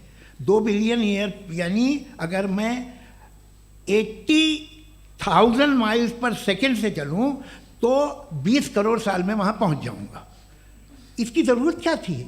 ये दुनिया, ये कायनात तो इंसान अशरफुल मखलूक़ात के लिए बनाई गई ना। तो ये सब ये टर्म समझ में नहीं आया, इसमें कोई ख़ास समझने वाली बात थी भी नहीं।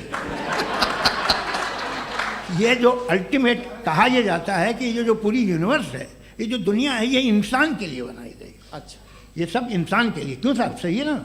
बिल्कुल, लेकिन इसका ये मतलब नहीं कि किसी चीज के पीछे रीजन आपको नहीं पता तो रीजन नहीं है, इसे कहते हैं नहीं, from limited perspective। मुझे नहीं पता, लेकिन मेरी जिम्मेदारी नहीं है। वो बिल्कुल सही कहा था उसने, बर्टन रसल ने। आपने उसे मजाक में टाल दिया कि भाई आप एक दावा कर रहे हैं, मैं क्यों कहूँ कि ये गलत है दावा। आप प्रूफ कीजिए, मेरे पे जिम्मेदारी ही नहीं है, मैंने थोड़ी कहा है।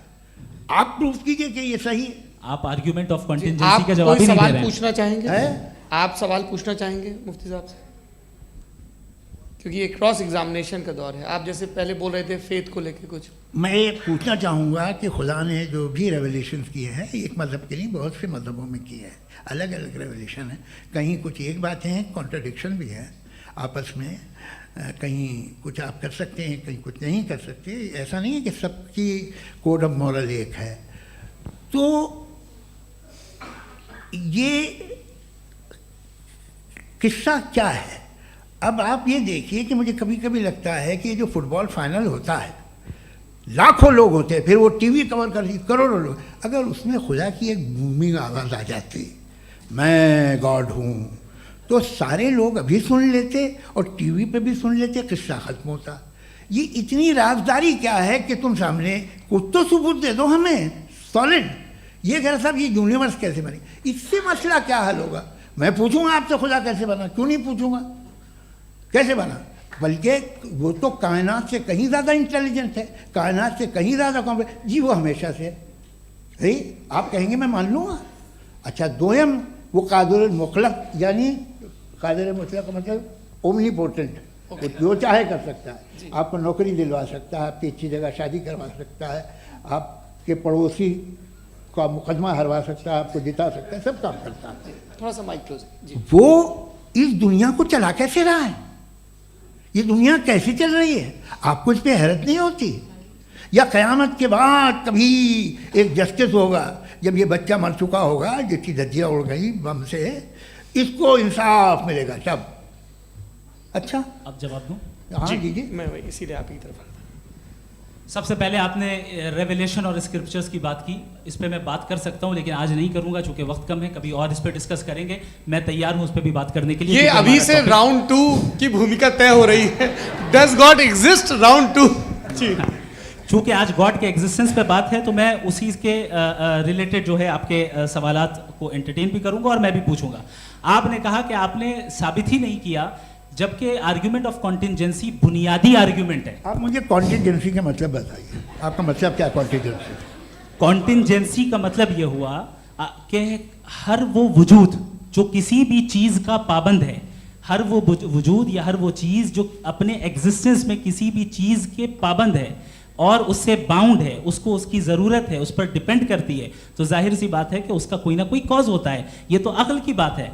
ये आप रीजनिंग की बात करते हैं, मैं वही कर रहा हूं। दूसरी चीज आपने ये बात कही कि इतने बिलियन लाइट ईयर्स दूर है, उसका मेरा क्या लेना देना। फिर मेरे ख्याल से आपको ये नहीं कहना चाहिए I think therefore I am an atheist. आपको सोचना चाहिए, सिर्फ आप एक लिमिटेड दायरे में रहकर नहीं सोचें, बल्कि बाहर निकल कर सोचें। आपने तीसरा सवाल किया, आपने 2-3 सवाल एक साथ। ऐसी बातें ना कीजिए, कुछ लोगों को इतराज हो जाएगा आप पे कि आप कुछ भी सोचिए, ये इजाज़त आपको है नहीं, मुझे है।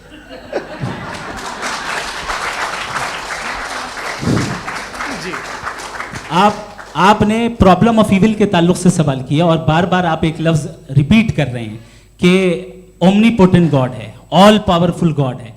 यही तो दरअसल समझना है कि गॉड का कॉन्सेप्ट क्या है। प्रॉब्लम ऑफ इविल जो है, प्रॉब्लम ऑफ इविल दर हकीकत दो असम्पशंस पर कायम है। अगर आप इन दो असम्पशंस को समझ जाएं तो ये प्रॉब्लम नहीं रहेगी, आर्ग्यूमेंट आपको समझ में आ जाएगी कि ये कोलैप्स कर जाता है। पॉइंट नंबर 1, यानी जो आपका सबसे पहला फॉल्स असम्पशन है कि गॉड मर्सीफुल है, ओमनीपोटेंट है, दुनिया में जुल्म हो रहा है। लेकिन आपको ये समझना चाहिए कि हमारे वर्ल्ड व्यू के मुताबिक गॉड सिर्फ ओमनीपोटेंट और सिर्फ मर्सीफुल नहीं है, बल्कि वो ऑल वाइज भी है और वो ऑल नोइंग भी है। उसके हर काम के पीछे हिकमत और विजडम है। ये कोई जरूरी नहीं है कि वो हिकमत और विजडम आपको समझ में आए या मुझे समझ में आए। अगर आप जो समझ रहे हैं उसके मुताबिक आप फैसला कर रहे हैं, ये लिमिटेड पर्सपेक्टिव से आर्ग्यूमेंट है। और इस चीज को हम अपनी दुनिया में, अपने लाइफ में, डेली लाइफ में इस प्रिंसिपल को एक्सेप्ट करते हैं। हम जब किसी डॉक्टर के पास जाते हैं, डॉक्टर के पास जाकर वो अगर उसने हमें कोई दवाई दी है तो हम ये तो नहीं कहते कि जब तक आपके पास जितना नॉलेज और जितना विजडम नहीं है, आपने क्यों ये दवाई दी है, तब तक हम इस चीज को एक्सेप्ट नहीं करेंगे। नहीं कहते, हम उसकी अथॉरिटी को तस्लीम करते हैं। क्यों? क्योंकि उसकी हम जानते हैं कि वो नॉलेजेबल है, वो विजडम वाला है, हमसे ज्यादा नॉलेज और हमसे ज्यादा विजडम है। बताएं सर। नहीं, डॉक्टर में और खुदा में बड़ा डिफरेंस है। डॉक्टर पढ़ा लिखा होता है एक, तो मैं उसकी बात सुनूंगा। दो ये नहीं, कुछ जवाब तो ये भी नहीं है सर। प्लीज, आप अगर सब ऑडियंस से बोलने लगेंगे तो हाँ। फिर मतलब नहीं सिविलाइज बहस का। मतलब आप ये कहें कि चूंकि आप डॉक्टर पे बिलीव करते हैं इसलिए खुदा पे बिलीव किए, क्या ये मिसाल आपको समझाने के लिए आर्ग्यूमेंट है, इस पे आपको एतराज नहीं है। तो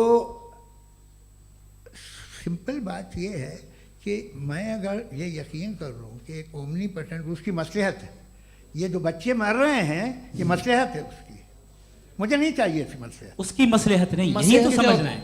मतलब एक्सपीरियंस। अच्छा, इस आपने अभी मेरी बात पूरी सुनी नहीं। मैंने कहा आपका पूरा आर्ग्यूमेंट दो फॉल्स असम्पशंस पर है।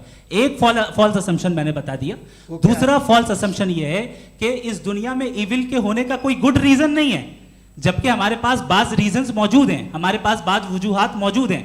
अगर इस दुनिया में इविल ना हो तो आप गुड को डिफाइन कैसे करेंगे? अगर जुल्म ना हो आप इंसाफ को समझेंगे कैसे? अगर तारीकी ना हो तो आप लाइट को समझेंगे कैसे?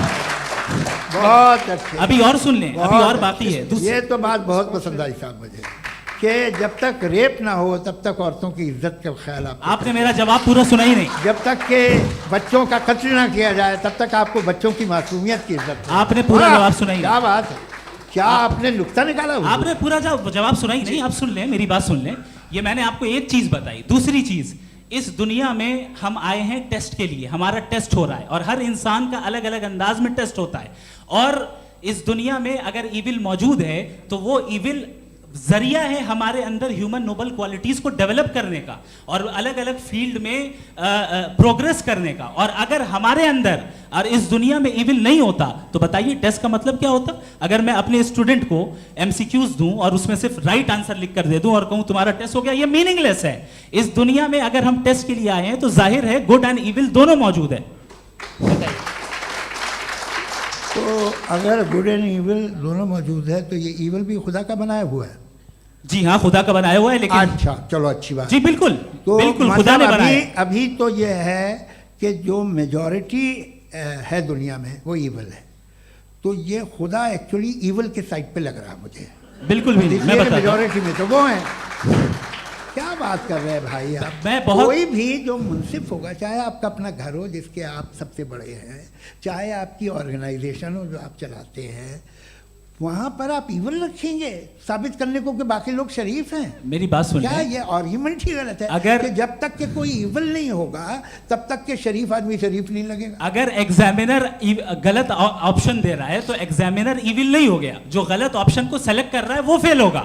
क्रिएटर ने इविल को बनाया है लेकिन वो इविल नहीं है। अच्छा सुनिए मेरी बात, चलिए, लेट मी कंप्लीट सर। जी जी। क्रिएटर ने इविल को बनाया है टेस्ट के लिए, वो इविल नहीं है। इविल वो होगा जो उसे इख्तियार करेगा। छुरी को बनाने वाला गलत नहीं होता है, छुरी का गलत इस्तेमाल करने वाला गलत होता है। रेप को कैसे गलत इस्तेमाल करते हैं? इंसान के फ्री विल का नतीजा ये रेप कैसे गलत इस्तेमाल होता है? ये मुझे अब सुन लें, अब सुन लें। गलत इस्तेमाल होता हाँ, मैं बता रहा हूँ रेप ना, कैसे गलत मैं बता रहा हूँ जी। कि जो इविल इस दुनिया में मौजूद है उसके कई सारे तरीके हैं। एक तरीका इंसान का अपना फ्री विल है। अब अगर कोई रेपिस्ट रेप कर रहा है तो इसका गॉड का कसूर नहीं है, वो अपने फ्री विल का गलत इस्तेमाल कर रहा है, उसको सजा मिलनी चाहिए। अच्छा। और उसी के लिए जहन्नम बनाई गई है। ये फ्री विल का भी बड़ा चक्कर। आप जब कोई बुरा काम करते हैं या कोई बुराई होती है तो ये कहा जाता है कि ये फ्री विल है। 7 billion free wills are moving on this planet. 7 billion free will. और एक आदमी अपनी फ्री विल से मुझे कत्ल कर दे तो मैं खुदा की मर्जी से मरा हूँ कि इसकी फ्री विल की वजह से? मेरी मौत खुदा के हाथ है या ये फ्री विल वाले के हाथ है? खुदा ने फ्री विल का निजाम बनाया है और उस निजाम का गलत इस्तेमाल करके कोई आपको मार रहा है, इस्तेमाल करके मेरा कत्ल कर देता है। अब मेरी मौत का जिम्मेदार कौन है? वो इंसान जिम्मेदार है। वो इंसान। जी। तो ये कहना कि और उसको खुदा ही जिंदगी उसको सजा का- मिलेगी। तो अब आप आगे चलिए कि ये तय करना कि अल्लाह ही या खुदा, सॉरी, अल्लाह ने, खुदा ही जिंदगी देता है, खुदा ही मौत देता है, ये गलत है। बिल्कुल गलत नहीं है। हाँ, नहीं, निजाम उसी ने बनाया फ्री विल का। निजाम मौत और हयात का उसी ने बनाया। You are contradicting yourself. अभी आपने कहा कि एक आदमी ने फ्री विल से आपको मार दिया, इसमें उसे फ्री विल दी गई थी, उसने गलत इस्तेमाल किया। 7 billion free wills are moving on this planet और आप चाह रहे हैं कि मैं सिर्फ खुदा का ध्यान करूं। ये 7 बिलियन फ्री विल्स को मुझे लुक आफ्टर करना पड़ेगा कि नहीं? ये तो तबाहियां कर रही हैं और तबाहियां ज़्यादा हो रही हैं। बिल्कुल। तो अगर आप बताएं अगर खुदा नहीं है फॉर एग्जाम्पल, हाँ। तो आप इविल को कैसे डिसाइड करेंगे? यानी how can you define evil objectively without God? देखिए, दुनिया में 2 तरह के जानवर हैं। एक जो अकेले रहते हैं जंगल में और एक जो ग्रुप्स में रहते हैं। ग्रुप में जो भी रहेगा, चाहे वो आपका फाउंडेशन हो, चाहे कोई क्लब हो, चाहे कोई पॉलिटिकल पार्टी हो, चाहे कोई यूनिट हो, उसमें आपको इंटरैक्ट करने के रूल बनाने पड़ेंगे। यानी लोग तय करेंगे। लोग तय करेंगे। अगर लोगों ने यह तय किया कि किसी का रेप करना सही है, आप जस्टिफाई करेंगे? नहीं, आपका फाउंडेशन तो ये हो गया ना कि लोग ही विल डिसाइड दुनिया करेंगे। में- नहीं, अरे दुनिया में ऐसे ग्रुप्स हैं जो रेप को जायज़ मानते हैं सर्टन हालात में। मैं डिटेल में नहीं जानूंगा, आप भी जानते हैं। ये जो आईसिस वाले थे जिन्होंने क्या किया था, तो उन्होंने क्या किया उसका खुदा से कोई ताल्लुक नहीं है सर। मैंने सिंपल सवाल किया कि इविल को आप डिफाइन करते चलिए, कैसे चलिए, हैं? आइए वापस आइए। जी। आप साथ में तभी रह सकते हैं जब कुछ आप ऐसे उसूल डेवलप करें जिसमें हर एक का बेसिक तहफ़्फ़ुज़, हर एक का बेसिक राइट हो और हर एक को कोई आराम मिले। यही तरीक़ा है किसी भी ऑर्गेनाइजेशन जिसमें एक से ज़्यादा लोग हैं और वो ऐसे चलती है ज़िंदगी। उसमें अगर आप गड़बड़ करेंगे तो तबाही होगी, नुकसान होगा, बर्बादियाँ आएंगी। और अगर उसमें आप घर ले लीजिए ना, एक हस्बैंड है, एक वाइफ है, बच्चे हैं, वालदा भी हैं, 2 बहनें भी हैं, एक भाई भी है। अब इसमें कोई निज़ाम आपको चाहिए साथ में रहने का और एक दूसरे पे भरोसा रहे, एक दूसरे के बहीख्वाह हों, एक दूसरे की मदद करें, ऐसी जिंदगी। सर आपकी बात आ गई। आप ये कह रहे हैं कि लोग डिसाइड करेंगे क्या सही है क्या गलत है, यही है? मेजॉरिटी डिसाइड करेगी क्या सही है क्या गलत है? अरे भाई बिल्कुल। मेजॉरिटी अगर ये कहे कि नाजी जर्मनी के साथ जिस तरह मेजॉरिटी थी कि जेनोसाइड करना सही है, आप जस्टिफाई करेंगे? उस वक्त आपका ये सवाल सिर्फ उसके बाद क्लोजिंग। हाँ, उस वक्त प्लेनेट पे जो लोग थे, हाँ। उनमें कितने लोग हिटलर को सही समझते? अच्छा, प्लेनेट की मेजॉरिटी तय करेगी, सोसाइटी की नहीं। प्लेनेट की मेजॉरिटी गॉड के एग्जिस्टेंस को सही मानती है, आप क्यों नहीं मानते? ये हेलो ये क्रॉस क्वेश्चन का राउंड यहाँ पर समाप्त होता है। और ये बड़ा अच्छा है कि इस तरह से फ्रेगमेंट कर दिया गया है ताकि जो मरकरी ऊपर जा रहा है नीचे जवाब आ दे जाए। दूं। जी। प्लेनेट की ज़्यादातर मेजॉरिटी कुछ दूसरे मजहबों के खुदा को मानती है। आप उन्हें क्यों नहीं, आप तो मेजॉरिटी की बात कर रहे अच्छा, हैं। ये मैंने क्लोजिंग majority की बात- आप ये कह रहे हैं इविल और गुड को डिसाइड मेजॉरिटी करेगी। मेजॉरिटी जो कर दे वो सही हो जाएगा। अरे क्लोजिंग इसको जैसा आप ही लोगों ने तय किया है उसी फॉर्मेट को फॉलो कर लेते हैं। हाँ। भाई मैंने तो भले लोगों पे एतबार किया और तब मॉडरेशन तय किया, जी आपके पास 5 मिनट का वक्त है, क्लोजिंग आर्ग्यूमेंट है, उसके बाद हम ऑडियंस से क्वेश्चन आंसर लेंगे जावेद साहब के क्लोजिंग आर्ग्यूमेंट के बाद। Okay, time starts now. बहुत शुक्रिया जी। हमारा जो टॉपिक है डज गॉड एग्जिस्ट, मैं इस पे इतने एकेडमिक तैयारी करके आया था, मुझे था कि मैंने सोचा था कि कई सारे मैं आर्ग्यूमेंट्स दूंगा, लेकिन वक्त की भी किल्लत और जावेद साहब बार बार इधर उधर चले जा रहे थे तो उसको भी थोड़ा एंटरटेन करना पड़ गया। डज गॉड एग्जिस्ट पे मैं एक ही आर्ग्यूमेंट दे पाया, आर्ग्यूमेंट्स बहुत हैं और डेफिनेटिव आर्ग्यूमेंट्स हैं, और मेरे आर्ग्यूमेंट को किसी एक राउंड में भी इन्होंने एंटरटेन नहीं किया और रेफ्यूट नहीं किया, एक राउंड में भी नहीं, एक राउंड में भी नहीं, और ना ही अभी अभी आपका क्लोजिंग आर्ग्यूमेंट आएगा नहीं, वो उसमें। बता देना। Argument of contingency sir. अरे मैं आपसे कई बार कह चुका हूँ कंटीजेंसी का मतलब अब मैं कैसे सर, समझाऊं प्लीज, आपको, आपस में हाँ आप और प्लीज, कितने प्लीज, आसानी से समझाऊं मैं, मुझे तो नहीं समझ में आ रहा है बस। आप अपनी- sir, argument sir, of contingency Urdu में बोल सकते हैं। हाँ, आप अपनी बात पूरी कर लें जी। आखिरी 4 मिनट। दूसरी चीज, just a minute please ma'am, can I talk. दूसरी चीज ये है कि आपने एक तो इसका जवाब नहीं दिया, दूसरा आपने गॉड के ना होने पर कोई डेफिनेटिव आर्ग्यूमेंट नहीं दिया, सिर्फ मजहब पे बात कर रहे हैं आप। मजहब तो आज हमारा टॉपिक ही नहीं था, आज तो हमारा टॉपिक हो, आप मजहब से ले लेकर आईएस तक चले गए, भाई हमारा क्या ताल्लुक है उससे, वी कंडेम देम, और उसका गॉड से क्या ताल्लुक है। अगर कोई गलत काम कर रहा है, किसी ने किसी को कत्ल किया, किसी ने किसी का रेप किया, उसको सजा मिलनी चाहिए, और आपके पास कोई भी rational strong foundation of morality नहीं है। आपने कहा कि मेजॉरिटी तय करेगी सोसाइटी की, वो सही होगा, मैंने कहा हिटलर को फिर आप सही कहेंगे, नहीं नहीं नहीं नहीं, प्लैनेट की सोसाइटी की मेजॉरिटी तय करेगी, तो प्लैनेट की मेजॉरिटी गॉड के एग्जिस्टेंस को मानती है, आप कह रहे हैं ये रिलीजियस है, तो यानी आपके पास कोई स्ट्रॉन्ग फाउंडेशन नहीं है ऑब्जेक्टिव मोरालिटी का। ऑब्जेक्टिव मोरालिटी का अगर कोई फाउंडेशन है तो वो सिर्फ गॉड है, गॉड है, गॉड है। थैंक यू जी, ये मुफ्ती शमाइल नदवी साहब का क्लोजिंग आर्ग्यूमेंट था। अब हमारे पास जी जी ये बड़ा अच्छा है कि दोनों लोगों को मॉडरेटर से शिकायत भी और बोल रहे हैं भाई हमारी शाबाशी भी तो करते चलो। अब मेरी बात जी नहीं समझ में। आपके पास जावेद अख्तर साहब 5 मिनट का वक्त है, ये आपका क्लोजिंग आर्ग्यूमेंट है, टाइम रीसेट कर दें जी। देखिए बहुत सारी बातें हैं। गॉड का डेफिनेशन दुनिया के किसी भी रिलीजन में है कि वो ओमनीपोटेंट है, ओमनीप्रेजेंट है, he is just, he is kind, he loves you and so on. मैं जब दुनिया देखता हूँ तो मुझे कोई ऐसा सुप्रीम पावर यहाँ दिखाई नहीं देती है जो इंसान की बहबूदी के लिए कुछ कर रही हो, कमज़ोर को बचा रही हो, मदद कर रही हो, जालिम को पीछे हटा रही हो, मैं नहीं देखा तारीख़ में नहीं। एक तो अगर है और ये देख रहा है तमाशा तो उसका होना न होना बराबर है। दोयम ये कि ये जो है जब आप ये कहते हैं कि कायनात जिसकी कंटीजेंसी है, मैं देखिए वो लफ्ज़ इस्तेमाल किया मैं, तो ये कैसे हो सकती है भाई, और फ़ौरन आप सरेंडर कर देते हैं कि जाहिर है कि इसका बनाने वाला तो इससे 10,000 गुना ज़्यादा कॉम्प्लिकेटेड होगा, उस पर आपके होने पे कोई इतराज़ नहीं है, उसे वो टाइमलेस है, वो पहले से था, टाइम तो बहुत बाद में आया, ये सब आप मानने को तैयार हैं जिसका आपके पास कोई सबूत नहीं, आपके पास कोई रीज़न नहीं है। आपकी तारीख क्या है मज़हबों की, बिलीफ की, जो खुदाओं का बिलीफ है, ये कॉन्स्टेंटली गलत साबित होता रहा है। मतलब आप कहें कि अरिस्टोटल के ज़माने में तो सब जाहिल थे, वो भी इतने ही यकीन से खुदा पे यकीन रखते थे जो अब नहीं रहा, ये भी नहीं रहेगा, आप लिख लीजिए। और इसके आसार आपको दुनिया में दिखाई देना शुरू हो चुके हैं।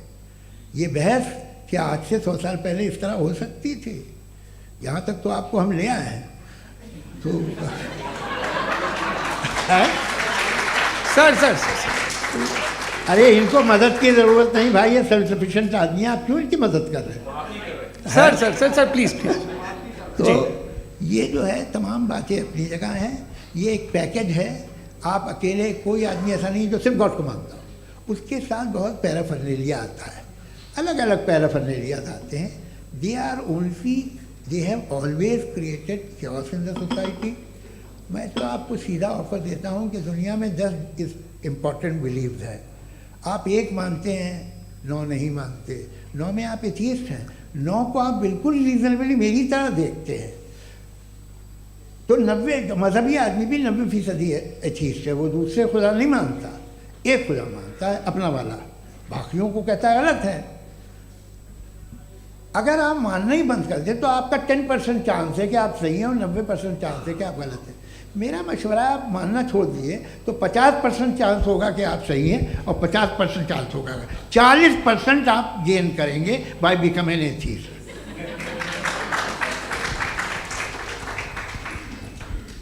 ये एक फरसूदा ख्याल है, ये ख़त्म हो रहा है। हो सकता है मेरी ज़िंदगी में ना हो, लेकिन ये हो जाएगा। जो बातें ये इनको आप मेटाफिज़िकल ये वो ऐसे रिस्पेक्टेबल टर्म दे दिए, ये तो उन लोग के हैं जिन्हें ना फिज़िक्स मालूम थी ना मेटा मालूम था, ये उन्होंने आपको दिए हैं। जी बहुत शुक्रिया आप दोनों लोगों का। और अब इस बातचीत का आखिरी राउंड शुरू होगा, डज गॉड एग्जिस्ट की ये बहस मुफ्ती शमाइल नदवी और जावेद अख्तर साहब के बीच। आप लोग अपने अपने हाथ ऊपर करेंगे, मैं यहाँ से तय करूँगा। और माइक हमारे पास है क्या? एक ही माइक है ऑडियंस के लिए? 2 माइक है, एक इस तरफ एक इस तरफ, ठीक है। तो जी सबसे पहले हमारी सहयोगी हैं मारिया शकील जी, पूछिए सवाल। थोड़ा सा रुकेंगे ताकि कैमरे का फ्रेम आप पर आ जाए, आपकी तो प्रैक्टिस है टीवी की। जी नदवी साहब, मैं खुदा को मानती हूँ, पहले मैं इसी प्रमाइस से शुरू कर रही हूँ और ये बता रही हूँ आपको, मैं मानती हूँ। लेकिन कुछ सवाल हैं जो जावेद साहब ने उठाया, उसका जवाब आपको देना चाहिए। पहला सवाल ये कि गज़ा में सालों से छोटे बच्चे मर रहे हैं, वो उनको अगर खुदा मर्सीफुल है, हम मानते हैं कि अल्लाह ताला में बहुत ताकत है, तो वो बच्चे क्यों मर रहे हैं? दूसरी बात ये कि अगर कंटिजेंसी की जो आप बात करते हैं, पूरे मुस्लिम ममालिक मिल कर के भी उन गज़ा के बच्चों को क्यों नहीं बचा पा रहे हैं? क्योंकि अगर वो चाहते, क्योंकि अल्लाह ताला उन पर हुकूमत करते हैं, सब पर हुकूमत करते हैं, तो वो उनको क्यों नहीं बचा? जी थैंक यू वेरी मच। बहुत अच्छा किया आपने इस चीज़ को जिक्र कर दिया, मैं इसको और अच्छे से एक्सप्लेन करने की कोशिश करता हूँ। देखें, जहाँ तक आपने कहा कि गज़ा के बच्चों को मारा जा रहा है, देखें 2 वर्ल्ड व्यू है, एक एथीस्टिक वर्ल्ड व्यू, एक थीस्टिक वर्ल्ड व्यू है। बच्चे मर रहे हैं दोनों वर्ल्ड व्यू में, लेकिन हमारा वर्ल्ड व्यू कह रहा है कि रिकॉम्पेंस है, ये कह रहे हैं कि उनका मरना बेकार जाने वाला है, कोई उसका रिकॉम्पेंस नहीं है, चूंकि इनके यहाँ आखिरत और अल्लाह का कोई तसव्वुर या गॉड का कोई तसव्वुर नहीं है। आपने ये सवाल किया कि गॉड मर्सीफुल है, क्यों नहीं रोकता? ये मैंने बताया कि ये मिसकंसेप्शन है लोगों के दरमियान कि गॉड को सिर्फ मर्सीफुल और ओमनीपोटेंट समझते हैं। गॉड के सिर्फ यही 2 एट्रीब्यूट्स नहीं हैं, गॉड के कई सारे एट्रीब्यूट्स हैं, उनमें से अल हकीम भी है, उनमें से ऑल वाइज भी है, ऑल नोइंग भी है। लिहाजा अगर इस दुनिया में किसी को तकलीफ आ रही है और गॉड उसको नहीं रोक रहा है, वो इसलिए नहीं रोक रहा है चूंकि इंसानों को फ्री विल दिया गया है। ठीक इसी तरीके से अगर एक डॉक्टर किसी छोटे बच्चे को इंजेक्शन लगा रहा है, उसे तकलीफ पहुंच रही है, उसके लिमिटेड पर्सपेक्टिव के एतबार से ये गलत हो रहा है और डॉक्टर बुरा है। लेकिन जब आप ब्रॉडर पिक्चर को देखेंगी, आपके और हमारे पास सिर्फ एक पिक्सल है, हमें इतना नजर आ रहा है कि गज़ा में कत्ल हो रहा है, लेकिन इसके पीछे कितना रिकॉम्पेंस उनको मिलने वाला है, पूरा पिक्चर गॉड के पास है। तो एक पिक्सल से आप पूरे पिक्चर को कभी भी जज नहीं कर सकती। आप इसमें कुछ जोड़ना चाहेंगे? आपको कुछ बोलना है इसमें? भैया आपने बहुत अच्छा जस्टिफिकेशन दिया। या आप वो जो वहाँ के प्राइम मिनिस्टर इजराइल के उन्हें भेजिए, वो बहुत खुश होंगे। आप जस्टिफिकेशन दे देना कि अगर गॉड नहीं है तो बच्चे क्यों मर रहे हैं, आप बताएं। वो ये सवाल पूछ रहे हैं कि अगर आप ईश्वर का अस्तित्व नहीं मानते हैं तो उन बच्चों की मौत को आप कैसे इंटरप्रेट करते हैं? भाई ये दुनिया जो है, जो ताकतवर लोग होते हैं वो एक नाइंसाफ़ी करते हैं। तो ये अच्छा काम है आपके नज़दीक, तो नेचर नाइंसाफ़ी पे मबनी है। अरे मेरे भाई, आप नेचर की कहाँ बात कर रहे हैं, तो इंसान की बात। तो फिर जब मैं इंसान की बात कर रहा था, आप नेचर की बात करने लग गए। क्रॉस एग्जामिनेशन नहीं। हाँ, अब आप मुझे बोलने नहीं देंगे तो अलग बात है, आप बोलिए, मुझे कोई जल्दी नहीं। जी नहीं, ये क्रॉस एग्जामिनेशन मुझे बोल तो लेने दीजिए। जी बोलिए। क्या बात ये है कि ह्यूमन सोसाइटी तभी साथ में रह सकती है जब वो मोहब्बत से, एकता से, एक दूसरे के एहतराम करके रहे। इसके अलावा पॉसिबल नहीं है, अकेले तो इंसान रह ही नहीं सकता। वहाँ पर कुछ लोग हैं जो फाउल करते हैं, वो फाउल हमेशा से तारीख में होता आया है। आज ये हो रहा है, जो हो रहा है बहुत बुरा हो रहा है, बहुत जालिमाना है, बहुत जाबराना है। उसको आप कहें कि ये बच्चों को कॉम्पनसेशन मिल जाएगा या इसकी इंजेक्शन है, इंजेक्शन तो हेल्थ के लिए दिया जाता है। आप ये कह रहे हैं कि ये बच्चों की जो धज्जियाँ उड़ रही हैं ये इंजेक्शन है, विटामिन टेस्ट का। है, ये टेस्ट है और उस टेस्ट में उनको अगले उनको ऐसा रिकॉम्पेंस मिलेगा जो आपके तस्वुर के बाहर है। ये आप 3 बरस के बच्चे को बारूद से उड़ा के टेस्ट ले रहे हैं, वाह। वो नहीं ले रहा है, खुदा नहीं उड़ा रहा है, इजराइल उड़ा रहा है। जी, ये तो उसको कंडेम अगला करें। सवाल लेते हैं। अगला सवाल लेते हैं प्रोफेसर पुरुषोत्तम अग्रवाल। मुफ्ती साहब, एक निवेदन आपसे है कि कम से कम थोड़ा सा माइक क्लोज एक रखें। रिलीजियस और फिलोसफिकल कर रहे मैम प्लीज। एक रिलीजियस और फिलोसफिकल ट्रेडिशन है जो ब्रह्मांड को यानी यूनिवर्स को ही अंतिम मानती है।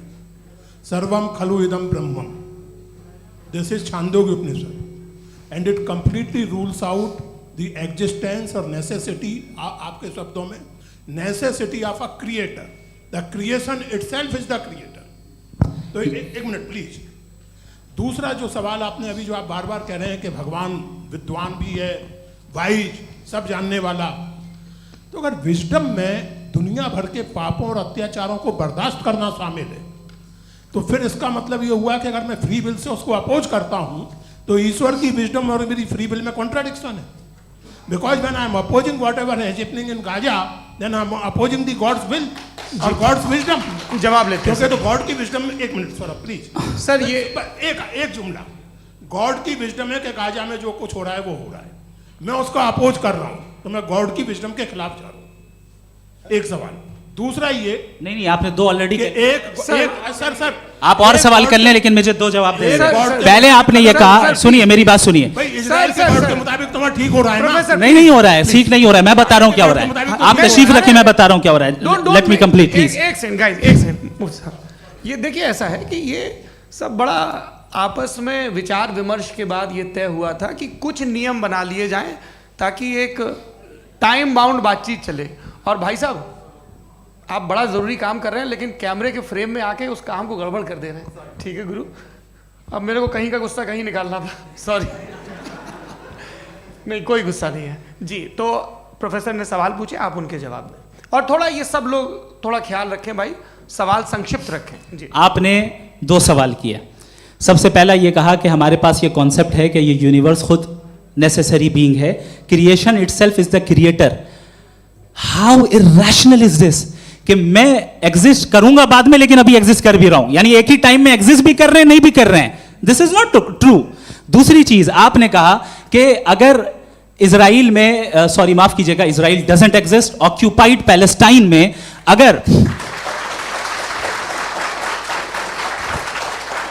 अगर ऑक्यूपाइड पैलेस्टाइन में बच्चों को मारा जा रहा है फ्री विल की वजह से और गॉड नहीं रोक रहा, ये कॉन्ट्रडिक्शन है। ये बताइए कि एक एग्जाम में एक बच्चा गलत आंसर लिख रहा है, सुनिए, एग्जामिनर चाहे तो रोक सकता है, क्यों नहीं रोक रहा है? ये कॉन्ट्रडिक्शन है या कॉन्ट्रडिक्शन नहीं है? माइक नहीं सर, ये आपस में जी, ये क्या आपका सवाल? माइक दीजिए। फ्री विल दिया गया है टेस्ट के लिए, अकाउंटेबिलिटी के लिए। अगर फ्री विल नहीं होता तो आप कहते हैं हमें रोबोट बना दिया गया। नॉट मिसरिप्रेजेंट माय पोजीशन, आपकी जो भी पोजीशन, मैं अपनी फ्री विल के नाते, अपने ह्यूमन विजडम के नाते गाजा में हो रही अत्याचार का विरोध करता हूं। बिल्कुल करना चाहिए। आपके हिसाब से मैं गॉड की विजडम का विरोध कर रहा हूं? बिल्कुल नहीं, वहां जो हो रहा है गॉड की बिल्कुल भी नहीं, बिल्कुल भी नहीं। उसका वहां पर गाजा में कत्ल होना ये इंसानों के गलत इस्तेमाल का नतीजा है, फ्री विल के इस्तेमाल का नतीजा है। गॉड इसका हुक्म नहीं देता, उससे रोकता है। यही तो मसला है ना, आपके लिए कॉन्सेप्ट क्लियर? नहीं भाई, आपने तो बताया था इंजेक्शन लगाने से बच्चे को तकलीफ होती है, ये इंजेक्शन लगा। सर आप ऐसे रेटोरिक स्टेटमेंट दे तब तो कोई मसला नहीं आपने समझते बोला कि रहेंगे। Injection this is a rhetoric statement, this is not a logical argument sir. I am sorry, I am sorry. आखिरी 30 मिनट बड़े मुश्किल होने वाले हैं जी। मुफ्ती साहब आगे बैठे हैं, इनको माइक दीजिए। हाँ तरुण, माइक आप अपने पास रखिए, आपको कैमरे का फ्रेम पता है जी। सबसे पहले दोनों को मुबारकबाद। एक सर अपना आप नाम बता दें। आप अमेरिका में शिकागो में रहते हैं, इतना मुझे याद है। बताया आपको, यासिर नदीम अलवाजदी मेरा नाम है। जावेद सर, आपसे एक क्वेश्चन है इन्फिनिट रिग्रेस के ताल्लुक से। एक हाइपोथेटिकल सिनेरियो है, मसलन अगर आप सर माइक थोड़ा सा प्लीज क्लोज रखिए जी। अगर आप शायर इसलिए हैं कि आपके कोई उस्ताद शायर थे, और वो इसलिए शायर थे कि उनके कोई उस्ताद शायर थे, और इसी तरीके से हम माजी में पीछे चलते चलते चले जाएं और कहीं ना रुके, तो माफ कीजिएगा आप कभी शायर नहीं हो सकते। लेकिन आप शायर हैं, आपका शायर एग्जिस्ट करता है, इसका मतलब ये है कि आप कहीं ना कहीं रुके हैं। तो मेरा सवाल ये है कि क्या आप इन्फिनिट रिग्रेस ऑफ कॉजेस को लॉजिकल फैलेसी मानते हैं या नहीं मानते? हाँ या ना? मैं इन्हें लॉजिकल फैलेसी नहीं मानता हूँ, लेकिन मेरा प्रॉब्लम यह है कि जब मैं नहीं मानता हूँ तो I continue with this logic जो फैलेसी नहीं हो। आप एक जगह रुक जाते हैं जाके, आप कहते हैं ये गेंद कैसे बनी, ये जजीरा कैसे बना, ये समंदर कैसे बना, ये ज़मीन कैसे बनी, और अचानक गॉड पे जाके आपको ब्रेक लग जाता है। एक बार आप सवाल नहीं करते कि भाई इनको बनाने वाला तो इनसे भी कॉम्प्लिकेटेड होगा, वो कैसे बना, उसके बारे में आपने इत्मीनान कर लिया, वो हमेशा से है। तो अगर आप उसे हमेशा से मानते हैं तो फिर ये मान लीजिए कि कायनात हमेशा से है, क्या तकलीफ फिर हम वजूद में नहीं आते ना। जी है? हम मौजूद नहीं। अच्छा सर क्यों नहीं हो मैं सकते? बताऊंगा, प्लीज प्लीज। जैसे मैंने मिसाल दी आपके शेर की। आपका शेर कभी वजूद में ना आता अगर शायर इसी तरह चलते रहते हमेशा। जी माइक मेरे ख्याल से एक सेकंड, इन्फिनिट रिग्रेस का कॉन्सेप्ट क्लियर नहीं हो जी। पाया, ऐसे रहने दें, लेट्स मूव ऑन सर। ठीक है। हाँ, थोड़ा सा मॉडरेटर का भी ख्याल रखें। नहीं नहीं, आपने तो रखा है, आपने रखा है। यहाँ पे गौहर रजा साहब हैं, वो भी एक सवाल पूछना चाहते हैं। माइक यार नीचे से ऑन कर दिए, नीचे। पहले तो ये कह दूं कि मैं उन बच्चों से शर्मिंदा हूं जिनको गज़ा में कत्ल किया गया, क्योंकि हमारे होते हुए कत्ल किया गया। लेकिन उससे ज़्यादा शर्मिंदगी इस बात से हुई कि मुझे लगा कि मुफ्ती साहब उसको जस्टिफाई कर रहे हैं। बिल्कुल भी नहीं, आप मुझे बहुत ही लगा- गलत मुझे बात लगा कर- मैं गलत हो सकता हूं। बिल्कुल गलत मैं है। सवाल पूछ रहा हूं। सवाल मैं देखिए, सवाल अगर पूछ रहा हूं। एक सेकंड, मैं जावेद भाई गौर से साहब, एक डिसएग्री सेकंड, करता गौर हूं। साहब, एक सेकंड। देखिए अगर देखिए ऐसा, एक सेकंड आप सर वेट, अरे आप कुछ मेरे पहले मुझे अपनी बात कह लेने दीजिए। अगर ऑडियंस तय करेगी तो फिर मॉडरेटर का मतलब नहीं। मेरा आप सबसे ये कहना है, ये बहस दो लोगों के बीच में है, एक तरफ मुफ्ती साहब, एक तरफ जावेद साहब। पिछले 1.5 घंटे से ये लोग अपने अपने तर्क रख रहे हैं। आपकी इनसे इत्तेफाकी हो सकती है, ना इत्तेफाकी हो सकती है। मेरे उस्ताद मुझे सिखा गए हैं कि मुखामुखम में असहमति की गुंजाइश बची रहनी चाहिए। अगर मैं आपकी बहुत इज्जत करता हूं गौहर साहब, आपने जो कमाल की किताबें लिखी, साइंटिफिक टेम्परामेंट, लेकिन मेरी ये गुजारिश है आप सबसे कि यदि आप इन लोगों ने जो बोला उन पर टिप्पणियां करेंगे तो ना वक्त की पाबंदी रहेगी, ना वो अनुशासन। आप सवाल पूछ लें, उस सवाल में जो बात आ जाए वो आ जाए।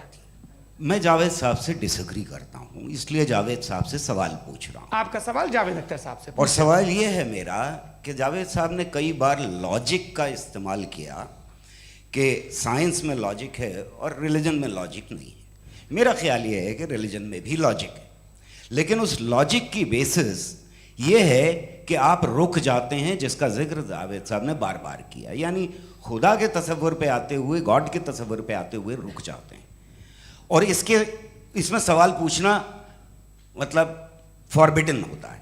सवाल ये है कि क्या जावेद साहब इससे एग्री करते हैं कि साइंस की लॉजिक अलग है और रिलीजन की लॉजिक अलग है?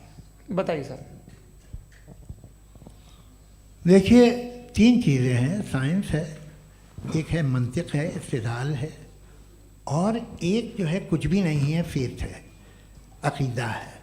मैं अकीदे की लॉजिक का कायल नहीं हूँ। मुझे आप इस्तिदलाल से, लॉजिक से, रीज़न से समझाइए, मैं मानने को तैयार हूँ, मेरा क्या नुकसान होगा।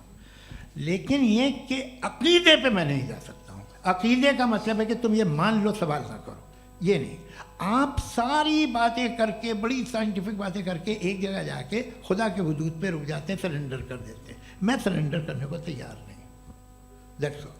जी, ये आगे सर बैठे हुए हैं, इनको माइक दीजिए। भाई वो आप पूछना चाह रहे थे ना भाई? हाँ, नहीं मैं ये थैंक यू जी। आपका नाम? आसिम इफ्तिखार। आसिम जी, पूछिए। सर, जावेद सर से सवाल है कि आपने अपने माइक थोड़ा करीब रखिए। अपने क्लोजिंग स्टेटमेंट में बात कही थी कि मज़हब का जो फ्यूचर है वो ज़्यादा दिन नहीं जाने वाला है, लेकिन मैं देख पा रहा हूँ कि जो ऑक्सफोर्ड यूनिवर्सिटी की एक स्टडी है 2011 में हुई है, जिसके 50 एकेडमिशियंस ने इसको अंजाम दिया था, उसमें वो ये कहते हैं कि जो फेथ इन गॉड है वो इनबिल्ट है ह्यूमन नेचर के अंदर, जिसको हम कहते हैं फितरत के अंदर शामिल है वो। और वो ये कहते हैं कि अगर कोई ये समझता है कि मज़हब को वो ख़त्म कर देगा तो ये उसकी गलत फहमी है। तो आप इसके बारे में, इस स्टडीज़ के बारे में क्या कहते हैं? ठीक है, मैं उनसे एग्री नहीं करता हूँ। वो कौन से प्रोफेसर होंगे, ऐसा उनके क्या पास डेटा है, इन्होंने डेटा के बेस होगा। डेटा क्या हो सकता है? फ्यूचर का डेटा तो नहीं हो सकता ना उनके पास। प्रेजेंट का डेटा हो सकता है। डेटा आपने सुना 100 साल पहले का बाद का डेटा, मैंने तो नहीं सुना आज तक। तो आज उनकी ये राय है और होगी राय, ठीक है। दुनिया में तरह तरह की राय है लोग, लेकिन मैं समझता हूँ कि वक्त के साथ इंसान ज़्यादा से ज़्यादा रीज़नेबल और लॉजिकल होता जा रहा है। आज आप देखिए वेस्टर्न यूरोप में क्या परसेंटेज है नॉन बिलीवर्स की, बहुत हाई। वहाँ चर्च खाली पड़े होते हैं। तो अल्टीमेटली तो इंसान कोई ऐसी बात बहुत अरसे तक नहीं मान सकेगा, चाहे गलत या सही, जो उससे उसके दिमाग को, उसके जहन को, उसकी लॉजिक को अपील न करे।